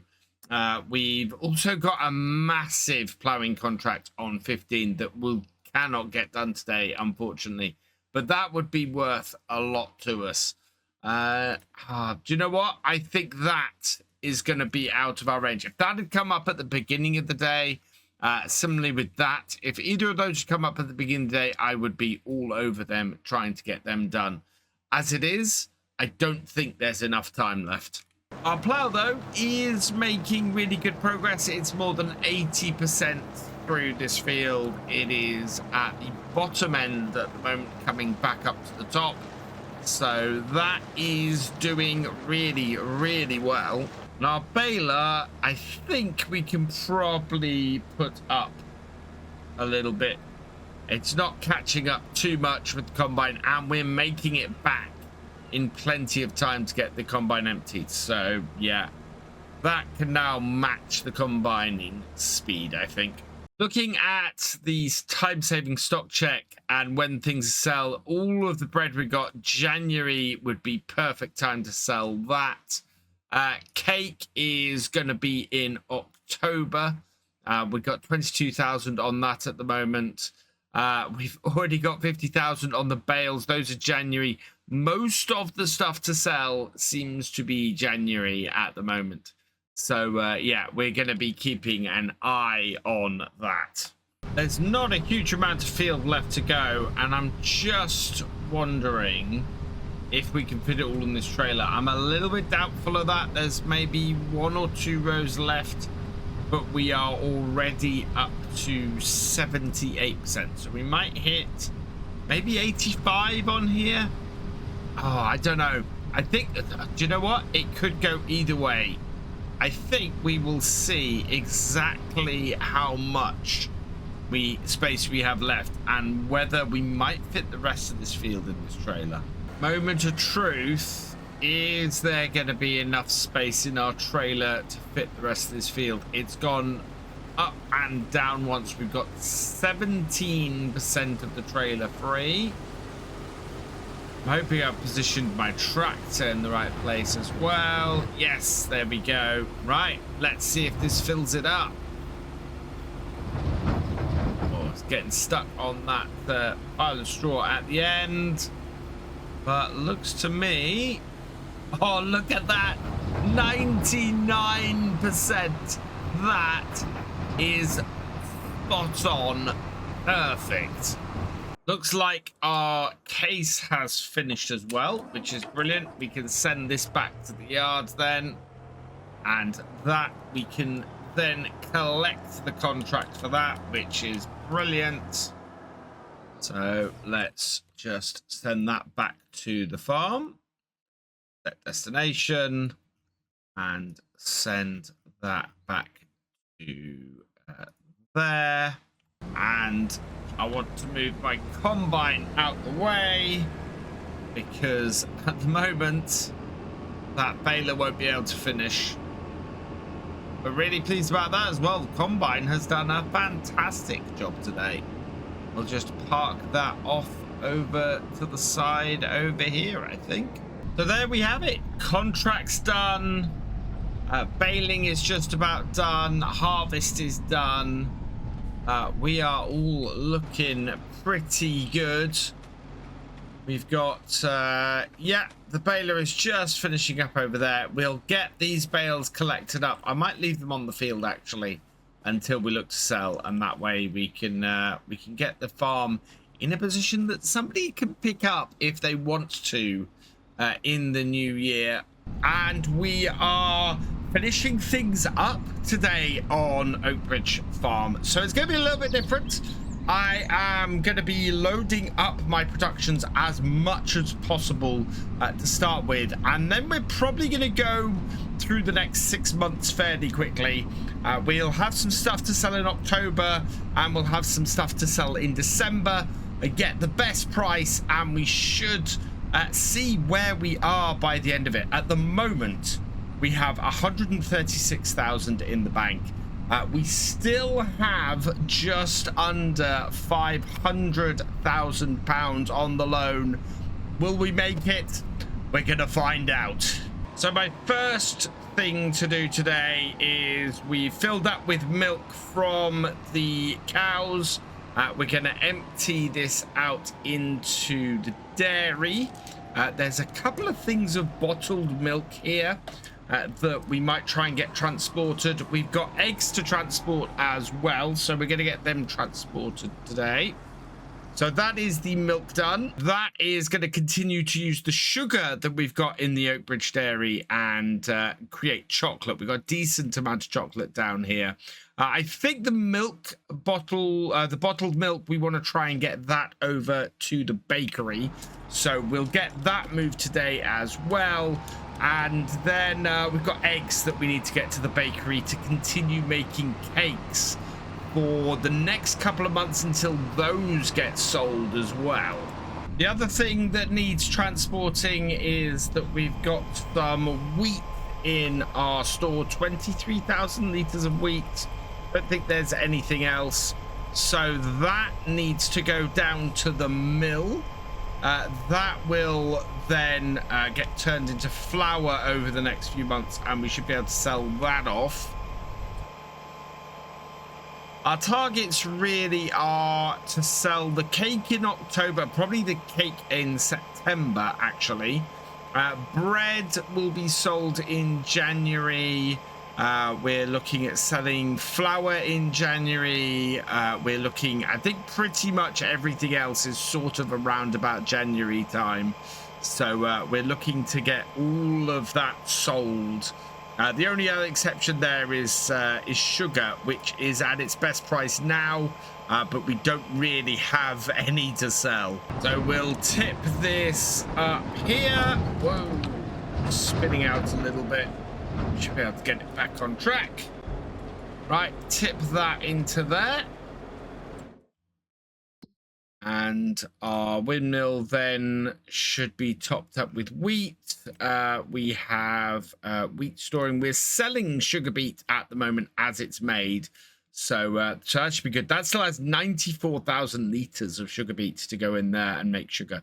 So that should still make us quite a bit of cash over the next few months. And yeah, quite a bit of wheat to make flour from.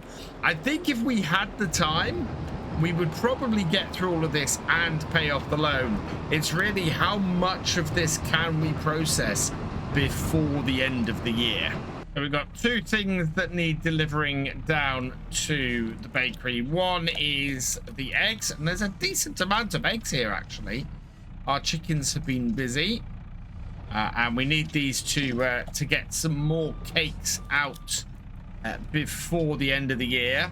And we need to go and get the bottled milk that is down at the dairy. The bottled milk is very important for making cakes as well. I think we could do with some of that down at the bakery too. But be careful. We should be able to get these loaded up fairly quickly. And hopefully leave enough space to go and get the few pallets that we've got of milk and drop them off as well. Last couple of pallets of eggs. So drop them off onto there, and then we'll hook this back up. And we can get the straps done. So strap that down. And that down, and that down. Right, let's go and get the milk, and then we can head over to the bakery and drop off the remaining ingredients. I think I only have 2 pallets of milk down here. So as a result, it should be fairly quick to load this up. Just pull the trailer right around, attach it. Unfold the forks, and yeah, there's only a couple of these bottled milk pallets here. There's one, but all of these we want to turn as much of this into profit as we possibly can. Slowly back, and then we can get these onto the trailer over here. Like so, and there we are. That is done. Push that back forwards. Brilliant. Right, now we need to head over to the bakery. This here, I think, our first chocolate out. Yeah, that is going to be worth a lot of money to us.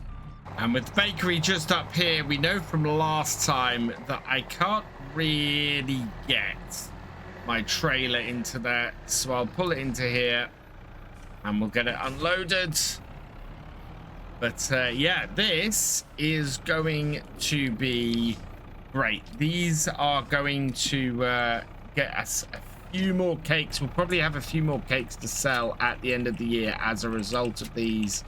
But this should mean that all of our remaining ingredients are now where we want them, where they can actually have a chance of being processed in time, and where we can start to get things sold off. There's the first of our bread as well.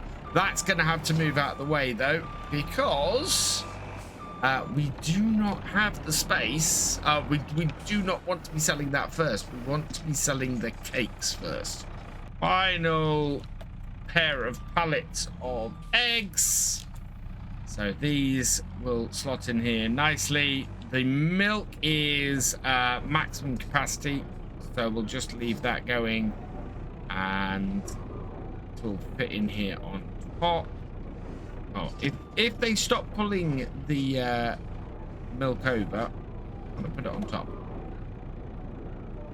There we go. Come on, off you go. There we are.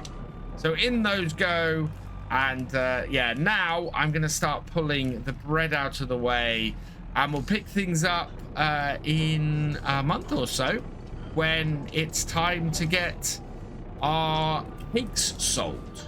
It is the second day of September, and the cake has reached best price. We're looking at a price of 6,646 per 1,000 liters. We have, well, we're going to get 38,994 for it as well, which is fantastic. Also, sugar has just been holding best price for the last month or so, which is fantastic. So that's continuing to up our amount. So we're going to sell the cake. We're going to sell it to Oakbridge Store's farmer market, which is actually where our bread will eventually be sold to as well. Amazingly, that is just around the corner from the bakery. That's it there. So yeah, we're actually going to unload the trailer and just come straight round here with the cake. I loaded all the bread and all of the cake up so that we could just travel to wherever on the map it is, but it's just around the corner here, so it's a really quick sell. Last 2 stacks of the cake, in that goes, and we're up to 180,000. We have just over 200,000 to go. Whether this is all gonna make it, I don't know. However, I'm gonna stack all of this remaining bread up, and then we'll pick things up in December, I think, which is when we're expecting our next set of best prices to hit. We're probably gonna have some more cake out of here because we haven't had very long for the remaining cake ingredients to get made and stuff. So we're expecting more cake. We are expecting more bread. We've got sugar, we've got chocolate. We have a lot of stuff to sell, and hopefully it's going to make a decent amount of money when we sell it too. Something else that has hit best price, and I can also spare a few of, is some silage bales. So we are going to take this trailer full down to the bale sell point near the shop and get them sold as well. I'm hoping that these 14 bales might make us the 20,000 we need to throw us over the 200,000 pound mark. But let's reverse this into here and see how much we get. Unload that there. And once the stack reaches the top, we'll drop it in. And 80. Oh, it's just short. That is oh so annoying. But with the sugar continuing to sell, I think we're going to go over the top before we get to our next set of sales. Into October, and the bread pile continues to grow. We have so much bread on here now. I'm hoping this is not going to be very far. We have to transport this because it is, well, it's going to be a very top heavy trailer, But more importantly, the cake price is still good, and I still, well, I have another pallet of cakes that come out. So we're going to run them round, get them sold, and yeah, we are already over the £200,000 mark. Oh, this is slowly going up, and it's quite nerve-wracking. We've moved forward to the latter half of December now, and as predicted, almost all of our remaining products that we have have hit best price. So we're starting off here with the straw bales. We've got a field full of these to collect and get sold. So we're going to do several trips. We'll see how much one of these trailers is worth, and then I'll go and collect up the rest. It's going to be about 3 or 4 trips, I think, to get all of these done. But each one is going to be worth 10,000. So by that, I reckon it's going to be about... actually, I think it's going to be about 6 trips to get all of these bales collected. And you can see that we've got a decent number of bales here that are still kicking around on our wheat field. So getting all of these collected up is going to bring us in a decent amount of money once they've all been delivered. Meanwhile, in the bakery, we've got another 12,000 litres of bread and nearly 2,000 more litres of cake. So we're going to fill the rest of the trailer with bread. Should fit 12,000 litres on the back of this. And then we can get all of that sold. The bread is going to be worth an absolute fortune for us. I'm really, really pleased with how well that's gone.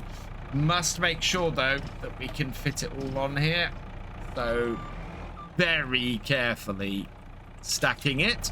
As before, the cake needs to be just taken around the corner, round to here, where we will get a nice little price for that. We are over the halfway point.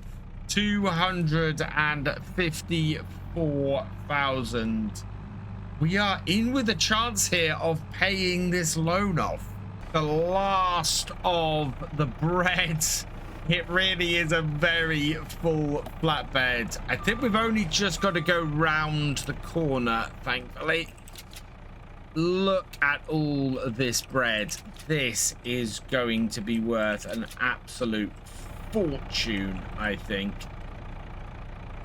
So let's just see where this has got to go. And the bread is going to Oakbridge Farmers Market. 168,000. Wow, that is gonna be nearly half of what we've got left to earn. So hopefully there's not too much more to do, especially as we are still selling off straw. So this has got to come around here to this. I don't know if it'll sell it without taking the bits off. No, right. So bring this to here. Drop off all of our bits. 167,999.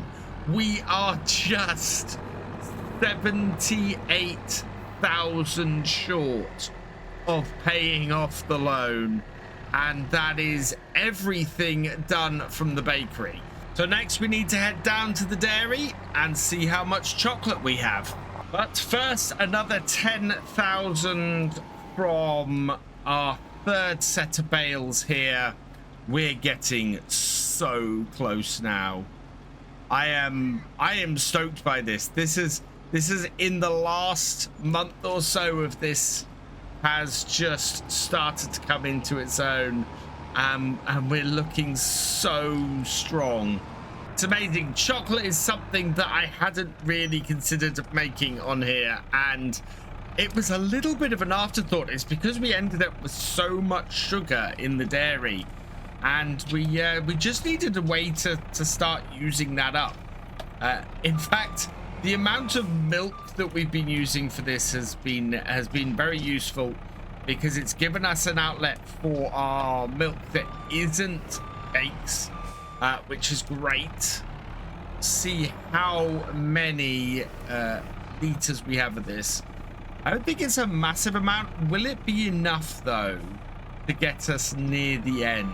We've got not a huge amount left of everything. We've got some strawberries left down at our down at the greenhouse, and we've got a lot of flour. I think we have a huge amount of flour up at the windmill as well, but I want to see if we can get it with end product stuff, because if we can complete this with end product stuff, we could then just funnel the flour towards the bakery, and it'll keep making bread, and however much flour we have will make twice as much money when turned into bread. So we really want to be selling off end products here now, and if we can do it with just the end products, that would be even better. I think we might have all of the chocolate. That is 8,000 liters. Let's have a quick look. It's not telling me. Let's strap it down, then it might. But I think this is 8,000 liters of chocolate that we have on here. Let's see, now will it tell me? Yes, 8,000 liters of chocolate. We'll go and find the place where that needs to be sold. And that is the farmer's market, which, are we right beside the farmer's market? Isn't that right down here? No, that's all spheres. There, the farmer's market, in fact, is just in here. So let's bring this round and see if we can back this dolly trailer into place. It's been really weird. We've had two of our productions, the sell point for their goods have been right beside them. So much easier to maneuver this dolly trailer with the telehandler than with the tractor. You can correct for your mistakes really quickly. So back that onto there. Let's see how much this makes. And 30,422. We are down to 37,000. Okay, let's go and load up the strawberries and get the last of the straw down here. So our fifth load of straw bales here. I think there might be a few left on the field. Certainly we've got a full load off, and I'd be surprised if there wasn't at least a few stragglers. So with the bed raised, we'll drop that off, and another 10,695, just 26,000 and change. No, in fact, yeah, 26,157 pounds left to go. I'm wondering if that's there in the strawberries and in the straw. So, moment of truth, are there any more bales on this field? Let's start that going. And no, there are no more bales. So the question is, are there enough strawberries here to finish this off? Do we have 26,000 pounds worth of strawberries? That will do it. There's a few eggs as well. Don't know what else there might be other than fact that we know we've got the flour. So anything that we don't cover with this, I think we will probably cover with the flour. I've had way more strawberries than I realized. Look at that. We've got an almost completely full trailer. And that is a massive amount. This could be it. This could be the crop that sends us over the top. So let's get those strapped down. Place I want to take strawberries is General Store Bay 1. Oh, it looks like it might not be enough. So General Store Bay 1, that is up here, I think. No, that's Farm Store. General Store Bay 1 is up the top. So let's hook this up and we'll head up there. And I think we can still do this without actually selling any of the flour. And that's because we're so close to one last pallet of cakes. I've just remembered that we don't actually have to hit 500,000. We ended up last time paying off 5,000 more than we needed to with the loan. So our target is actually only 495,000. So let's bring these onto here. This might be it. 496,919. I think we've done it. I think this is it. We have managed to set our farm up, get a £1 million loan on top of the money we brought over from Baligny, and pay it all off. So let's get our equipment put away in the sheds.